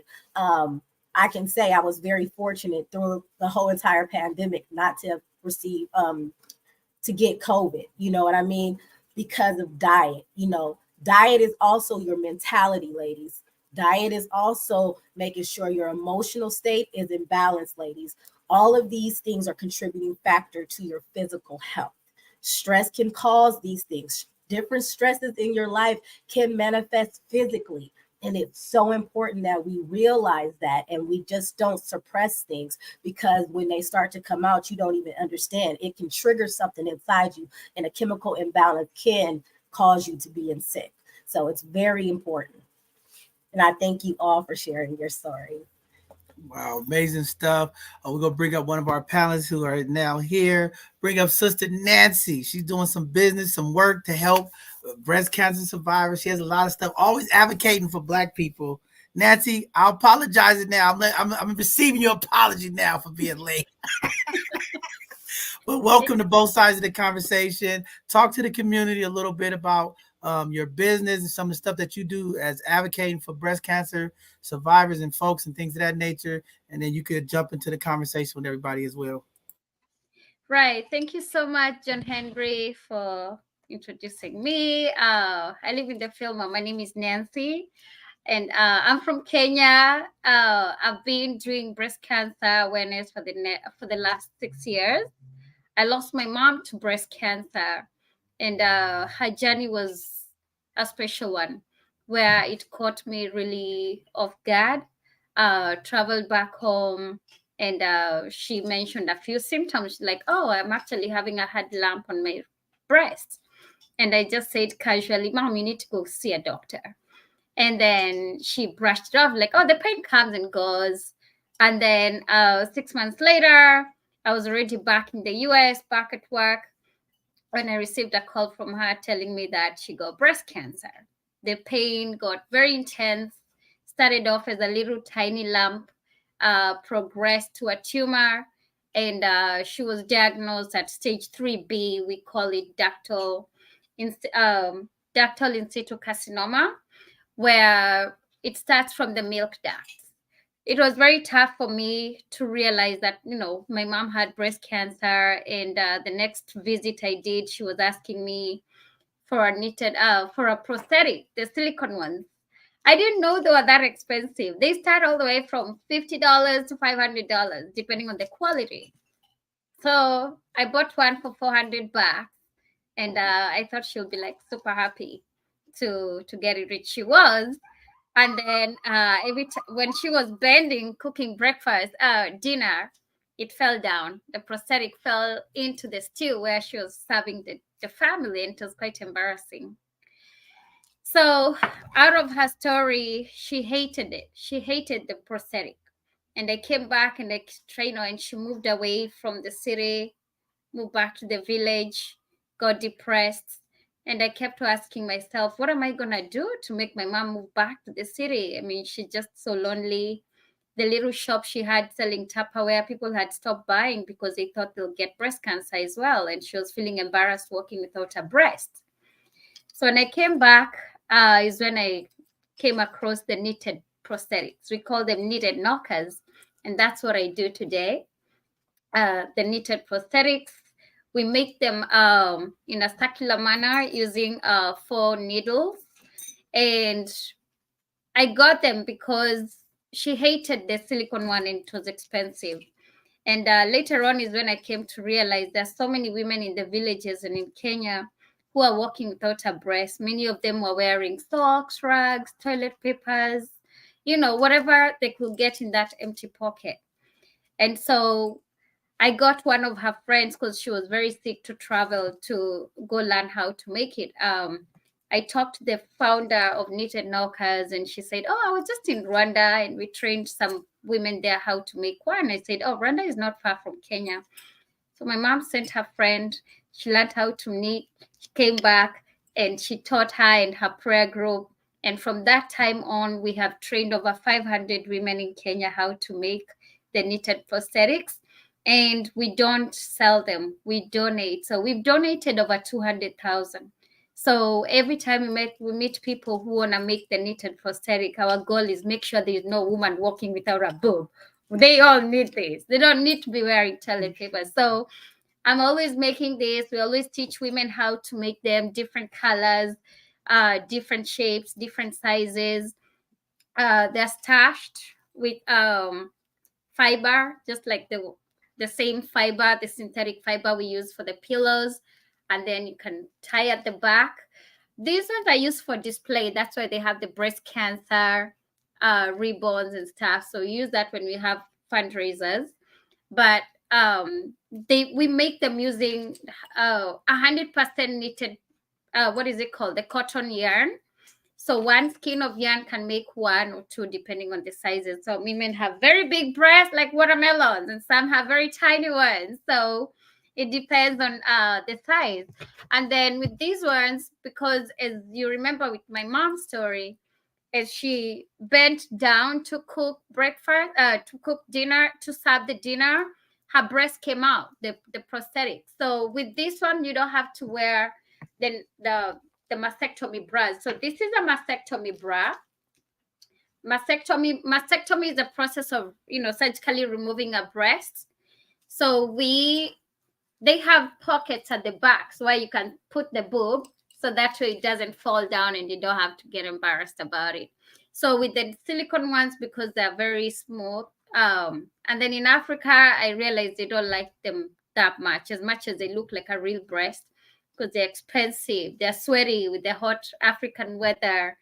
And then when they get old, they kind of like burst open and the silicone gel starts dripping over next to a sensitive scar. So these are very popular in Kenya, and every time we get, the donations, we'll make sure a lot of women are getting this and they're accessible to them. It's not just about donating the knitted prosthetics, it's teaching women about the symptoms, the early symptoms of breast cancer. You can imagine if I knew about the symptom my mom spoke about, I would have saved her. I would have like, oh, my mom, do you know it's a symptom of breast cancer, the lumps. We show them how to do self-breast examination. You can actually just go around with the knitting, in a circular manner. And because we target the illiterate women, the village women, the underserved community, that person who never went to school, we hide beans and stones in there, and we teach them how to look for that lump. It might be very tiny, like a pea or a bean or a size of a tiny stone, but we want you to feel it. So we teach them how to use the kneading method and go around the breast, go to the nipple and try to squeeze and check for any discharge. Sometimes one of the symptoms is blood discharge or milky mixed with blood. We do have some of the symptoms like an orange peel. Sometimes it's red, sometimes it's very itchy. So we always try to make sure these women know all the symptoms. So we do have the breast cancer charts that we leave the pamphlets with for the community to get to learn, and we have them in Swahili. It's they're called Jua Matitiako. So know your breasts in English and Swahili. We have reached over 1 million people in Kenya. We do a lot of media interviews, and this is 6 years after my mom passed on. So my story started from my mom's journey. Breast cancer is not really new to my family. Her sister had breast cancer over 25 years ago. And as Dr. Daphne was talking about knowing what to eat. One of the reasons why I started Limau means lemon in Swahili. So my journey and my mission in life is to make sure breast cancer patients make a lemonade out of their cancer journey. So you say when life gives you cancer, make a lemonade out of it.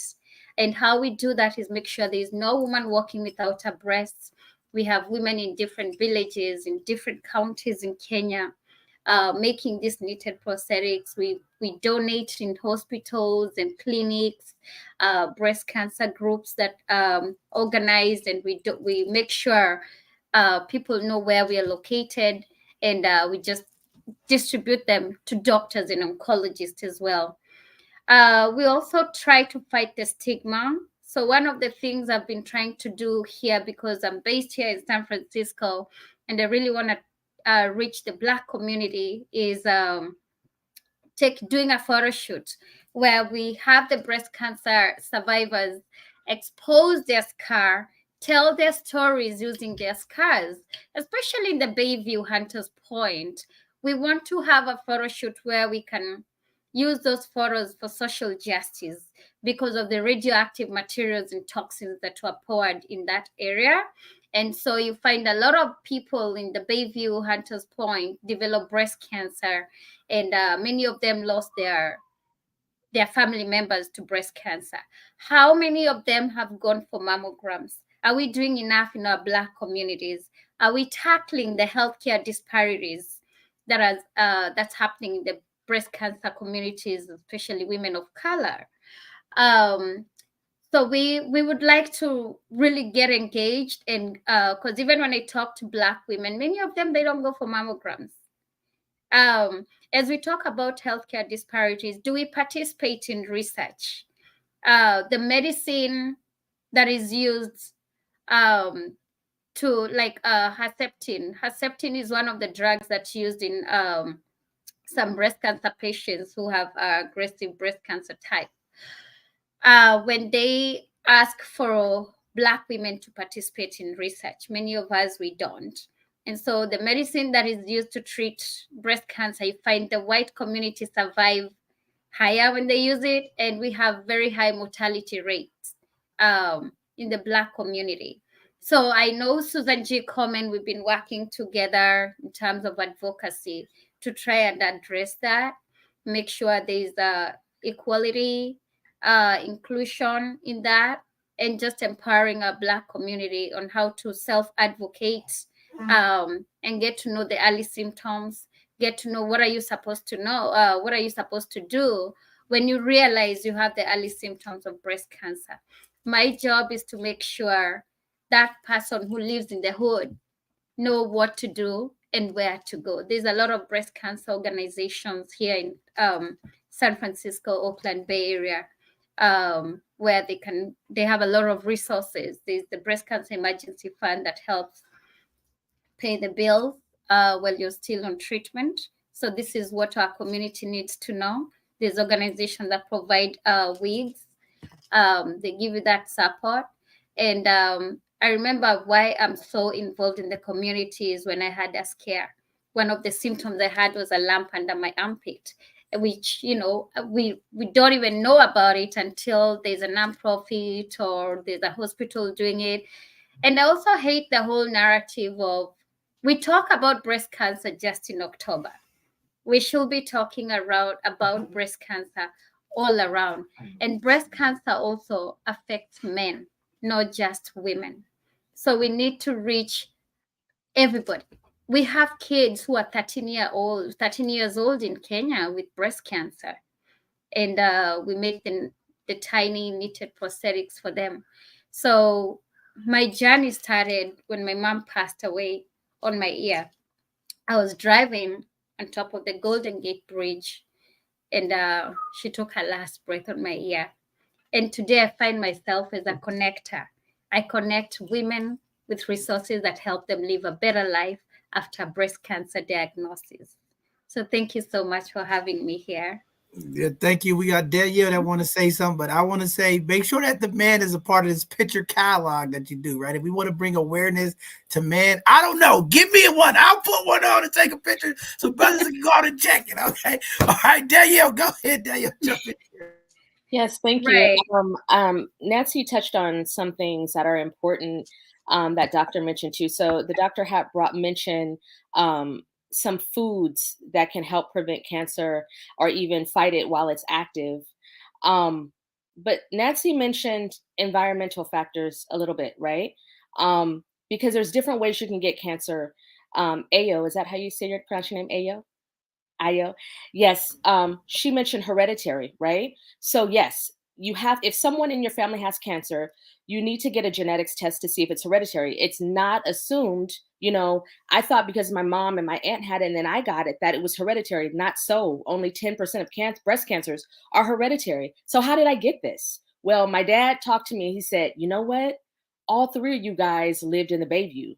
And the Bayview was known at one time as a toxic triangle. Okay. There's still lawsuits, and I'm a part of that lawsuit in the Bayview going on about the environment and, you know, environmental safety things, you know? So it's a possibility that we all got it there. You know, my sister didn't stay in the Bayview too long. She moved out. She went to college. My aunt who had it, her daughter moved out early, went on to college. And so we were the three Black women that stayed there. So there's a connection there, something to say for that. Another thing that I was told is now there's some research, different theories going on, but some people were saying that I can't think of the name right now. It'll come to me. To prevent pregnancy prevention. Why am I skipping my mind? Right. Pregnancy hormone pills. Why am I forgetting the name? Somebody Planned Parenthood or no, the pill that prevents you from getting pregnant. Birth control. Birth control pills. I don't know why that just came out. Some people are saying that there's a connection between birth control pills. The other thing is like the food we're eating. We're ingesting some hormone. They inject some of these meats with hormones, and we're putting that in our body. Okay. California has Proposition 65 that passed, where they have to label products that may cause cancer, reproductive harm, and they have to label the products. So I'm cautious now. I was about to buy some earphones, and I looked at the back of the box, and it said may causes connected to cancer. When the cancer was active in my body the second time in my breast, I had picked up my phone a couple times and had to drop it because I would feel all these nerves in my body. It's not like some far left theory about your cell phones and different radiations. I don't even warm food. I try not to warm my food up in the microwave, but when I do, it's not in plastic. We're constantly putting hot food in plastic. That plastic is mixing with the hot food. It's mixing with these hot forks and things. And these chemicals are coming into our bodies. So there's so many different ways you can get it. So that's why we're talking about prevention. There's to try to look at those things, make sure you get your genetics test, make sure you are, as much as you can, live in an environment that's safe and not full of toxins. Careful with the food you eat. I try to eat organic everything. I still eat meat, but I make sure it's organic and no hormones. Milk has a lot of those in it, so I do organic. So I try to do everything organic. And again, I'm reading the labels that are on the back of these products that may cause cancer. There's so many things. I was shopping at Home Goods and I just bought like a utensil holder, and it said may cause cancer on the utensil holder. So I put it back and got another one that didn't say cause cancer, you know? So we just have to be aware. The deodorant, I stopped using deodorant that had metals in it. I noticed there was a difference because I had lymph nodes removed, and I wonder why my underarm was burning so much.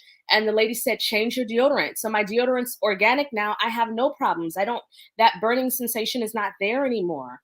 The pans that you cook with, these non-stick pans, those chemicals, I use stainless steel pans now. So that's just a little bit. I mean, there's just so much more you can do, prevent it, but that's just that's in our, we have to do whatever we can to prevent it. And so those are just some healthy tips.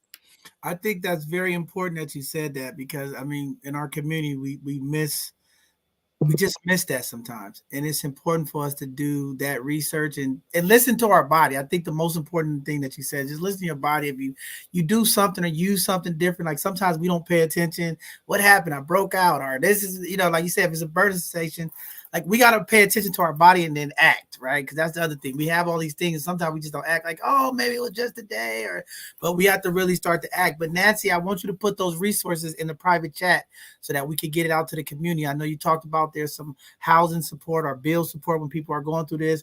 If you know any of those organizations or folks, put that information in there so we can make sure we get it out to the community, because you never know, there's somebody watching, maybe going through this process, maybe afraid to speak up. And that's why this platform is so important to the community. When we talk about awareness and education, there could be somebody suffering in silence. Our community suffers in silence more than any other community because of embarrassment, because of the narrative, because of the stereotype, because of the stigma. And we want to change that. We want to just make sure folks have that information. So any other websites, any other resources that you all have, make sure that you put it in the private chat. And Dr. Dapian, if you want to put in some information or websites on some nutrition meal for Black folks, do that as well. Because again, it's all about trying to get us this information and education. Sometimes we don't know what we don't know, right? And it's sometimes easier if we can put the links or provide the information to the community for food prepping, meal prepping, any of that stuff, that we make sure that we get it out to the community. So I appreciate you, Danielle, for bringing that up.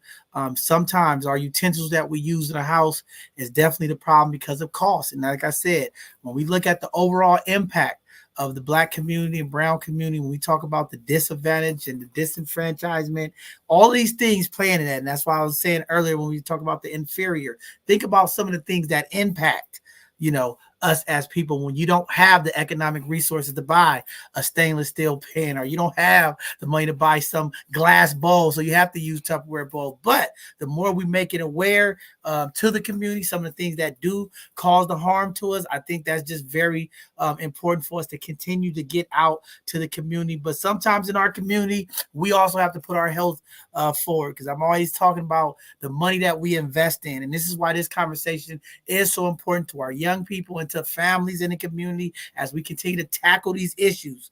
All right. We got to also make the investment in ourselves. Okay. Because we walk around looking good. I tell you all the time, Black folks walk around looking good everywhere. Everybody got Chanel bags, red bottoms. Everybody walking around with Louis Vuitton and Gucci. Okay. But we're not investing in buying a $400 skillet, right? Why is that not a priority? See, so sometimes we got to change our priority. We could buy $1,000 pair of shoes, but we don't want to buy a $500 pen. I'm just saying, I'm not trying to put nothing on anybody, but these are the conversations. Because if we're going to talk about the real change and changing the narrative, we have to change it all the way around. And it starts individually, one by one, and thinking about the impact, especially families that are impacted and environmental communities that have been impacted like Bayview. We all live there. We've all had these issues when it comes to radioactive equipment, when it comes to cancer, when it comes to asthma. Again, we have to make the investments on our community, and we have to do the research and be willing to remove ourselves or make sure that we are doing the preventative measures to make sure that our health and our well-being is being attended to. So with that being said, I'm going to open it up. Brother Mark, Patricia, if anybody want to jump in there, go ahead. I see some of the information coming in to folks. Community, make sure you go back after this show. Read some of these resources. If you know somebody, maybe there's somebody that you know are going through this process right now.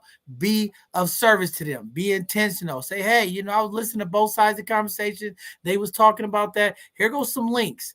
Here goes some books and information that you can read to help. Listen to these people. Share the podcast. This is what we got to get in the habit of, because everybody's not watching. Everybody's not connected.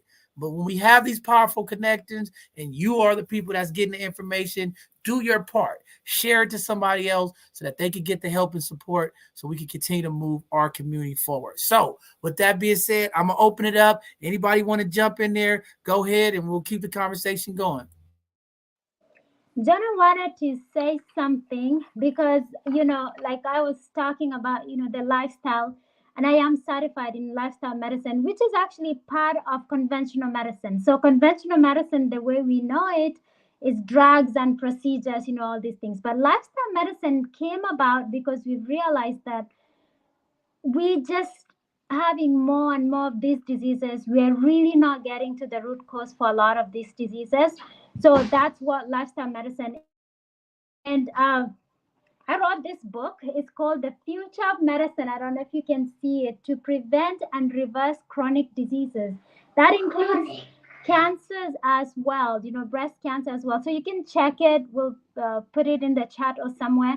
And I wanted to say this.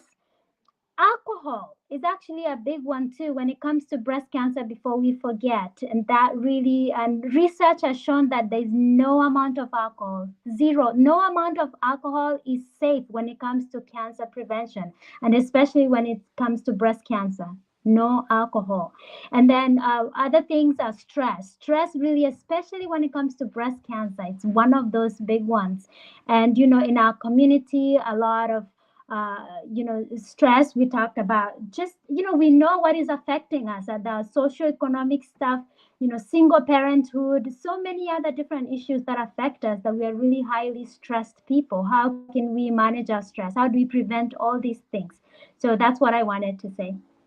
Oh, thank you. That's so beautiful. Can you please put your book in the chat? There's somebody that's watching out there, and we're going to support you and buy your book, and maybe we'll give it to a couple of these women in the community. But again, this is the type of information. When you come on this platform, bring the resources. Don't hold back, and we'll support you. But thank you for that book information. Put it in the chat. Community, go check out this book if you want to learn some of this eating and different things that you can do to change. I think it's a very important, and we want to make sure that we're doing our part to get that out there. But that's a good medicine book to have. But Nancy, or anybody want to jump in there and further pick up from where Dr. Daphne left off, or anything you want to bring up? Yeah, I wanted to mention about the hair relaxers. I'm not sure if that was mentioned before. Yeah, so hair relaxers have been known to cause cancers, as well as skin bleaching creams that a lot of women are using. They are not very healthy. The skin is the biggest organ we have in our body. It absorbs everything. So some of the times when you see there's all these natural lotions and stuff, this is what you need to go for. When we go for Juneteenth or Auckland's Fast Friday, and you see that Black sister selling some natural lotions, that's who you need to be supporting. And not going for these bougie, good smelling lotions that are affecting us. They're not very good. So I wanted to mention about that, and just talk about all these shots. There's some weight loss injections that people are going for now, Wegovy, and people are going for the easiest route to lose weight. And people need to do their own research. There's a lot of rumors going on that, it's causing cancers. Quick fix is not the real deal right now. You have to go to the gym, you have to eat healthy, alkaline diet. There's alkaline water that people can start implementing in their day-to-day lives, green tea, detoxing, fasting. Intermittent fasting has really been helping to reset the body, as well as what the doctor said about stress, managing their stress. We're all here chasing that money, and it's never that serious. We need to take care of our own mental health. I thank God because I work for a great nonprofit, Collective Impact, where we're starting up a new mental healing center for the Black community. So I'm hoping we can all utilize that, come there for yoga, come and talk to mental health specialists who look like us, who understand our Black issues, and just take care of each other. Sometimes it's just people. And also, I know we talk about breast cancer patients, and nobody talks about the breast cancer caregivers. You know how much they go through. If you have ever experienced a mom, a wife, a sister, a child who has cancer, it's very, very traumatizing. We don't sleep. When they cry, we cry with them. And sometimes all they need is just for you to be there, sit there, listen to them, let them vent. We understand. We also need to be very accommodating because cancer patients, their hormones go up and down depending on what treatment they're taking. Chemotherapy is not very easy on the body. My mom refused treatment. She refused treatment because her sister refused treatment because of how she was told she got cancer. We did a lot of advocacy because I'm very big on social justice. And I look back and I feel proud because living in San Francisco, this is a city that, being around my Black community, they have taught me how to use my voice and not to be silenced when I see injustices. So I gathered the crowd, we took to the streets, and we called out on oncologists because one of the issues we had in Kenya was the way the patients were being told they got cancer. It was like a death sentence. You've already killed and told them, hey, you have breast cancer. And what they see is death in front of them.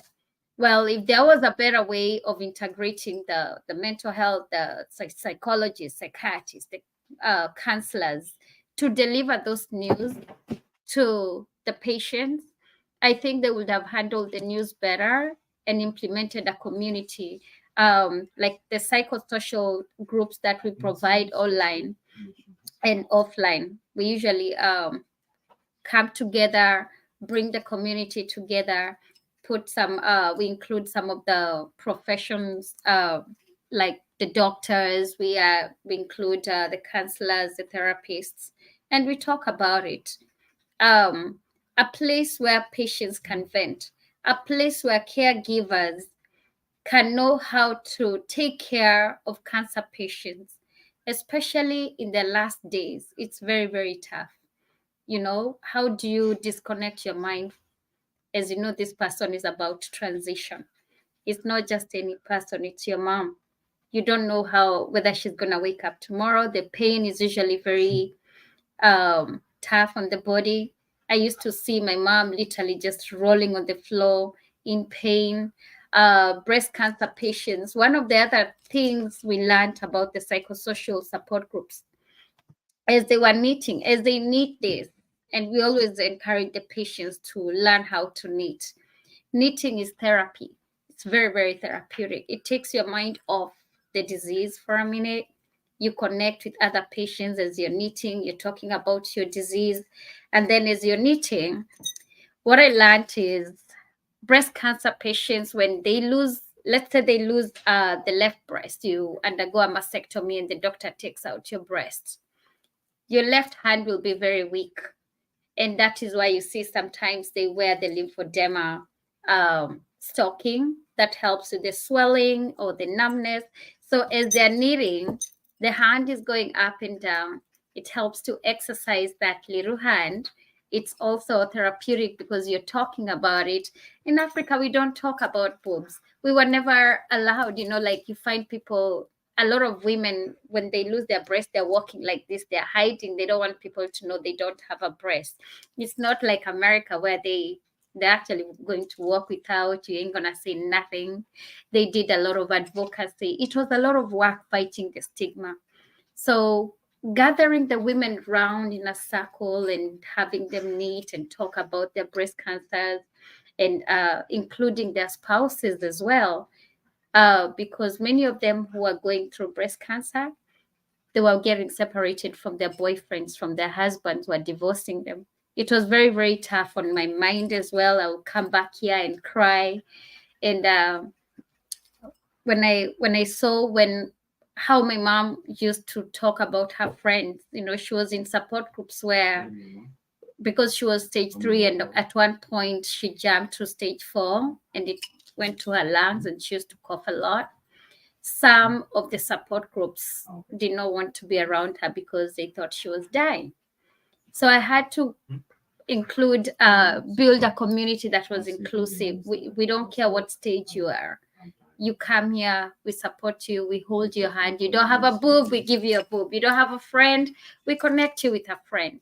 And that is the reason why we started the Limau Cancer Connection. Connect these patients with all the resources they can be able to achieve. If there's a hospital that's doing free mastectomies, I traveled to India. We got doctors who came and did free mastectomies. So I want us to also think about the caregivers, their mental well-being. I feel like they're neglected or they're forgotten, and they're the ones who take up the burden. And what happens when we lose the patients? We're left with scars.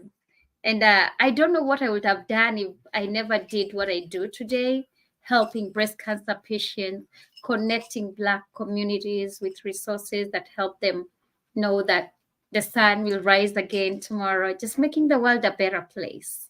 So thank you again for such a forum and just focusing in our Black community.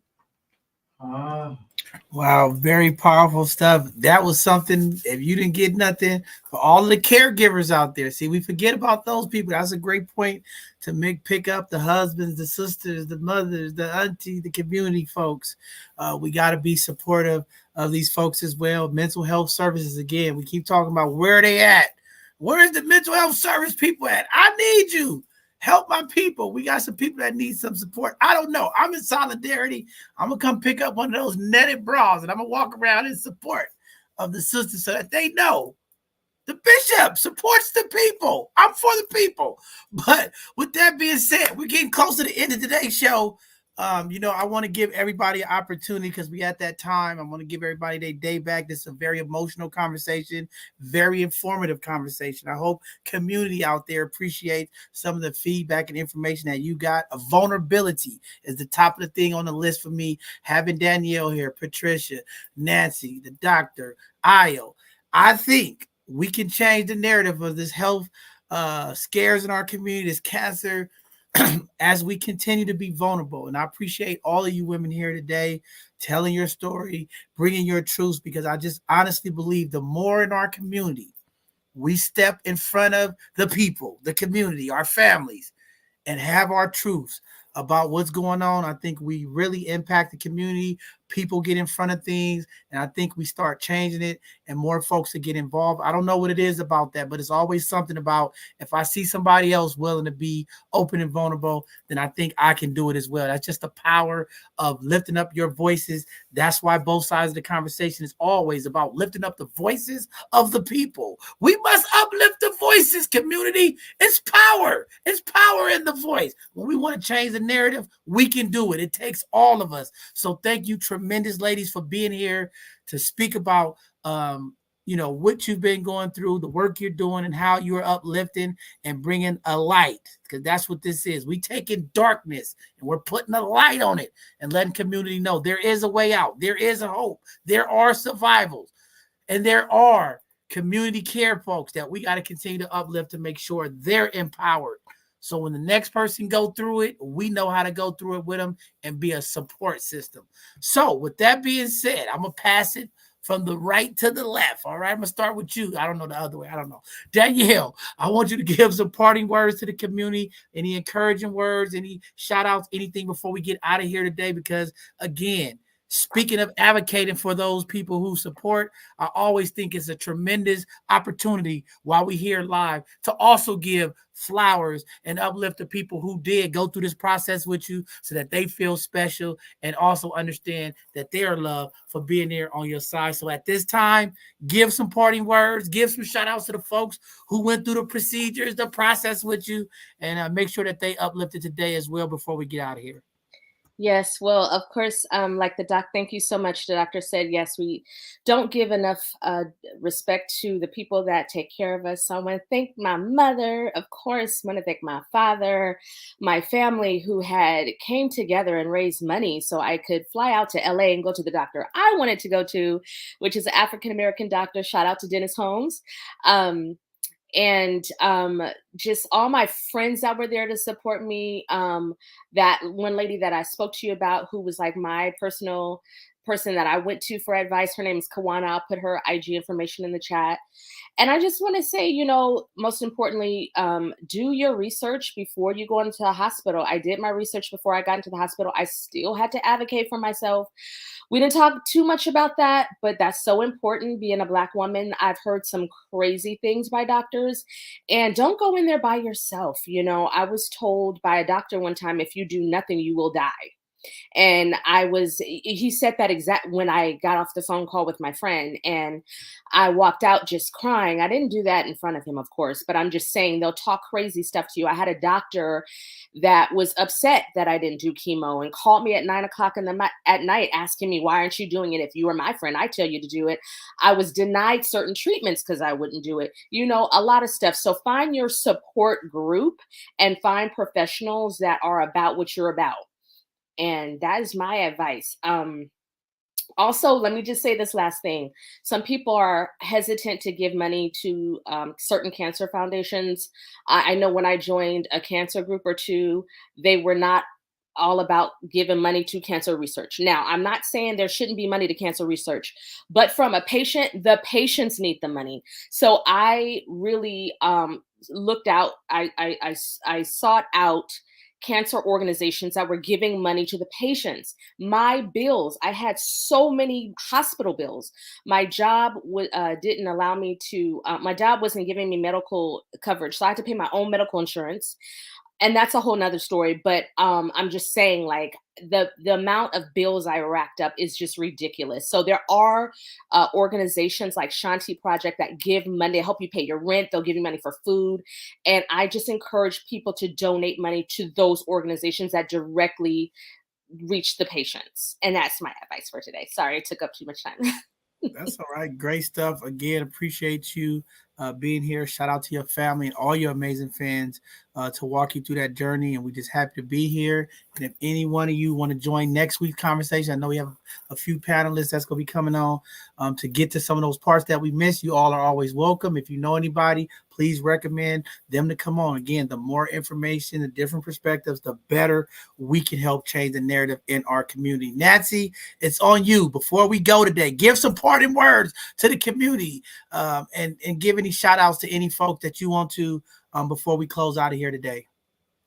Thank you so much. Well, when life gives you cancer, make a lemonade out of it. That has been my calling. That has been my mission in life. Find your purpose. Find what makes you happy, impacting people's lives. And I always ask the women, make sure you go for breast MRI. Sorry. It's usually more comprehensive and more detailed, less radiation. Have an intimate relationship with your doctor, your gynecologist, so that you can be very open to communicating with them, letting them know what's going on.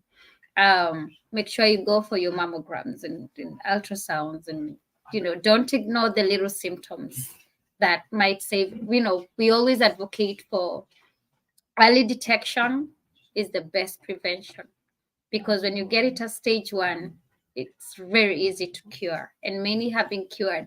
I want to encourage people who are the survivors, the warriors. I like calling them warriors, the ones who are fighting this monster, to keep going. There's a song that when you're feeling down, you play, and our cancer survivors love it. It's called The Overcomer by Mandisa. And she talks about how she overcame. Play songs that make you happy, connect with other breast cancer survivors, and just be that chemo friend, be that lemonade friend that help them, live a better life. I'm looking for breast cancer survivors in San Francisco Bay Area, Oakland. Would love to participate in a photo shoot that will be more on social justice. We still have these apartments being built with asbestos. We need to use those photos for advocacy. The photos will be showcasing your scars, and it has been done with other organizations. Unfortunately, the many of them who did the photo shoot were white women. Would love Black women to really come out and advocate. Tell your stories through your scars. If you lost someone through breast cancer, you can still participate in the photo shoot. Come with the photo of your loved one, and let's share the stories of why we need Bayview totally cleaned up, why we need more funding for breast cancer organizations that are targeting Black communities. We are underfunded. We have very many women and men and children dying of cancer. So would love to come together and see how we can work together and really, really focus on Black communities that are unrepresented, underserved here in San Francisco. So I've put my email. Feel free to reach out. And I'm so happy to meet everybody who is here today. Thank you. Wow, thank you. After all that powerful stuff, now I take you apologize for being late today. Okay, I'm gonna let you slide today. Okay, I ain't gonna come down here. But thank you, Nancy, for always being advocating the community, always standing up for the people. And again, just appreciate the work you're doing with the knitting, and just also advocating for women and men in the community about breast cancer and the issues. And we just appreciate you. Happy to have you. It's always good to serve in community with you. And looking forward to seeing what we can continue to do to make sure that the voices are being uplifted and the information is getting to the people. So again, thank you. And I'll be seeing you soon as well. Miss Patricia, the lady who was talking about the dis-ease. Talk to the community, Queen, before we get out of here today. I know there's some calls to action. Give me what you got today. Yes. Thank you so much, Brother John. I just, in awe of what everyone has shared today. Everything is true. And I just, again, Sister Danielle, just your advocacy, you really remind me again. I talked about her the other day of Dr. Nanali Valentine, who that's the first person I knew who chose not to go through chemotherapy. And even you, Sister Nancy, talking about your mom choosing not to go through with that. So, just again, knowing all that is available to you is important to ask. Advocating, if you don't know how to speak up, bringing a pencil and a pen will really change the tone and how your doctor speaks to you. Bringing someone with you will change how your doctor speaks to you. Knowing all that's available to you. And, I'm so thankful for what Dr. Daphne shared also about nutrition. It is very important. And, if you have more questions about that, because she debunked something that was to me about soy. When I was diagnosed, they told me to stay away from soy. And so it's so interesting to hear her say soy actually has cancer-fighting properties. So it's very important to do your research. I, of course, overcame that when I did my own research, learning that bromelain is in pineapple rind, so don't throw that away. Everything has purpose. So a lot of information that was shared today, and it is just, very important to review, listen to these sisters' stories, listen to their advocacy, listen to what they're doing in the community. And even my sister Ayo, sharing your experience and talking about our environmental exposures as well as nutrition and stress.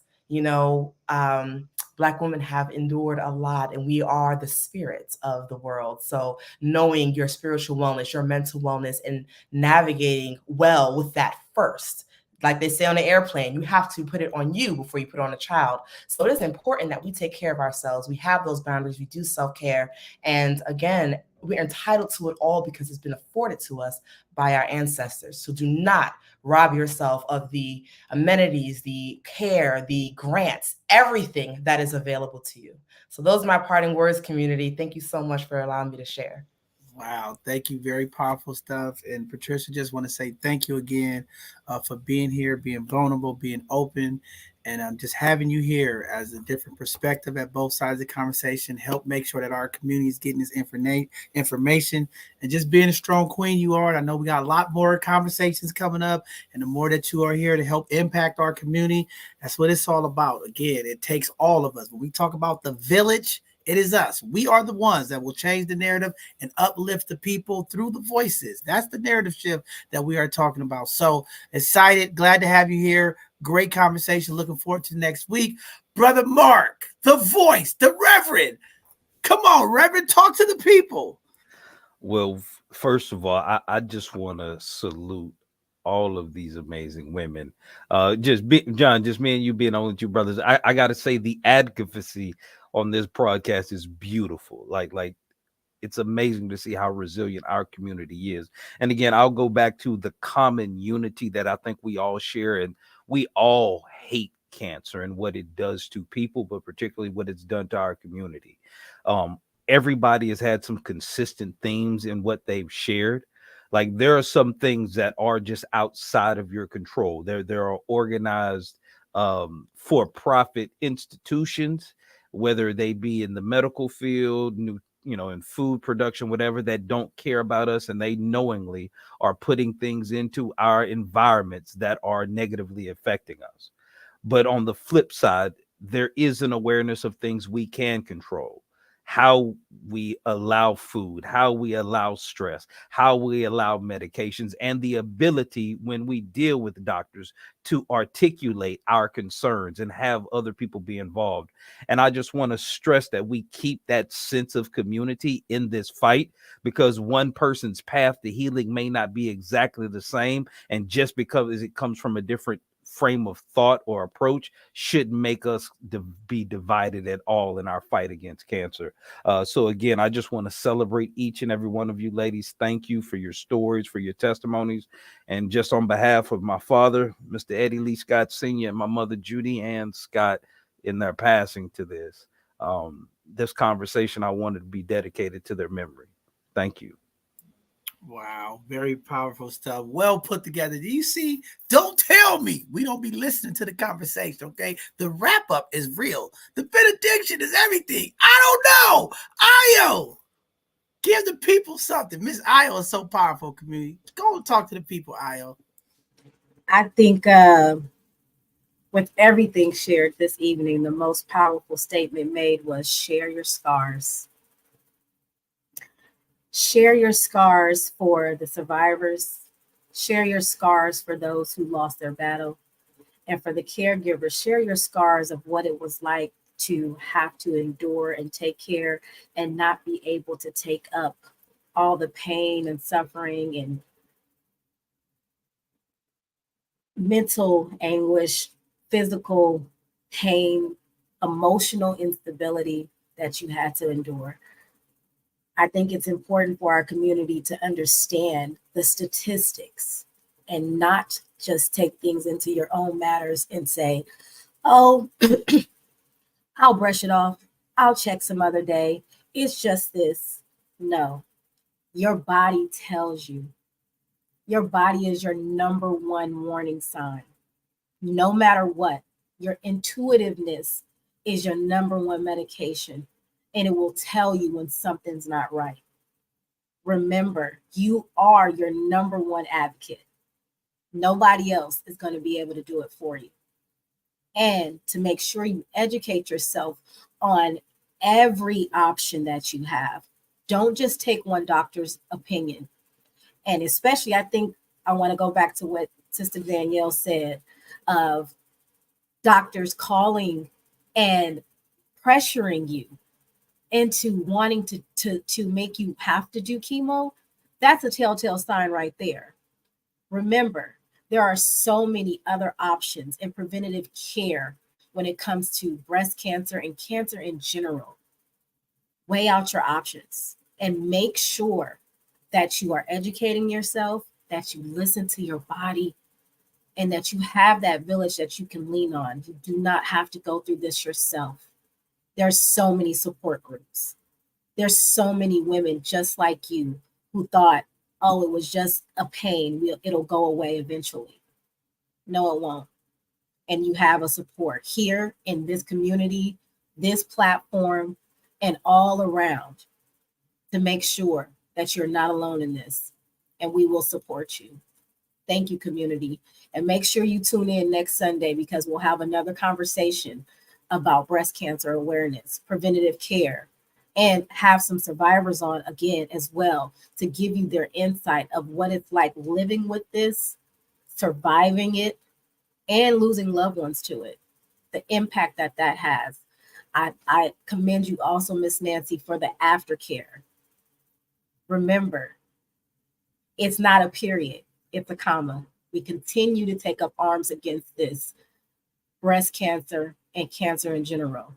And we have a community of women and men who will support you.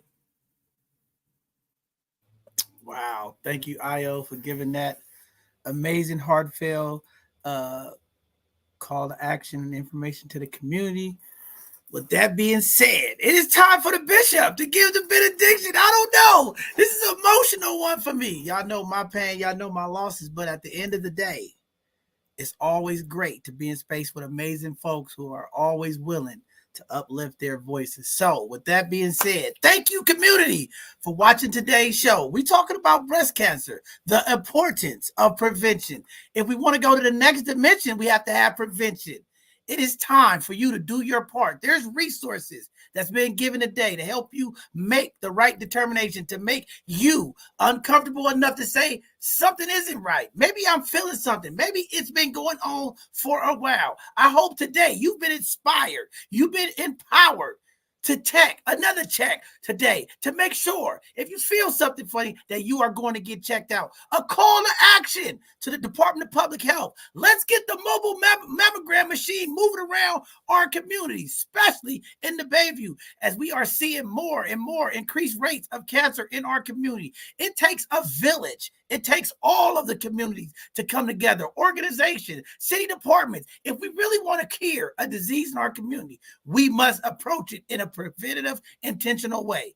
We can do this all together. It starts with the voices of the very people today to talk about their experience, what they went through. I hope the medical professionals are listening. The Black women have spoke up about the things that they've been impacted. I hope you, doctors out there, you medical professionals, think about the humility, think about the compassion, think about what's been said today. How could you do a better job to advocate for your patient? How do you stay away from the blanket medical care? There is different ways and different solutions. We have to all come together and find out what's worked. If you don't have advocacy, if you don't have people around you, make sure you find that support system to uplift you. And community, be open. Allow those caregivers to come in and advocate with you. Don't be ashamed. Sometimes people will go to the doctor and say, I don't want you to come in here because I don't want you to hear the bad news.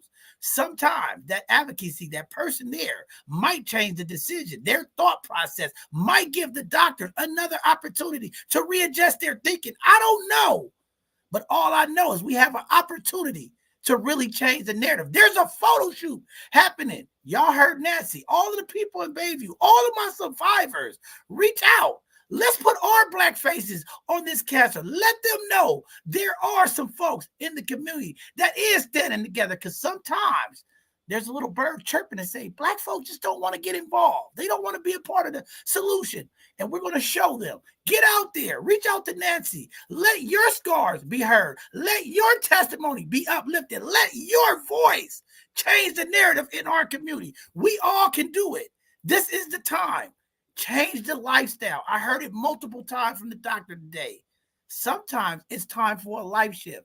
Maybe today's conversation is the conversation you needed to say, hey, let me change my diet. Let me exercise more. Let me release the stress that is in my life. Because sometimes we hold on to way too much. All of my mental health providers out there, let's get involved. Our community needs you more than ever. I said, mental health providers.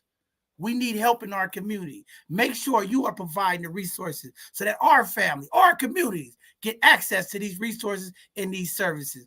With that being said, thank you all for tuning in. This has been a very heartfelt conversation today. Thank you all for giving up a couple of hours to listen to what's going on. This disease, breast cancer, is impacting our women, our men.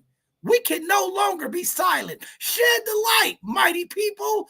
Uplift your voices. Change will come. It starts with each and every one of them. With that being said, thank you all for tuning in today. Our next live show is Tuesday. Another Hidden Gem segment where we will continue to highlight the Black and brown businesses and all of the amazing community leaders that are doing positive things to impact our community. And then Thursday, we will intentionally come back to give you some sauce, some game. I hope y'all heard Brother Michael Blake last Thursday. Powerful stuff. You heard Attica. I know they out there today in the rain, but they're doing it. They're having their event. Make sure you get out and support the community. That's what it's all about. One person at a time. Together, we can make all change, and we will change the narrative. With that being said, thank you, community. We will see you soon. Have a blessed evening, everybody. Thank you for today's Sunday conversation to all of our panelists. Have a blessed one, everybody.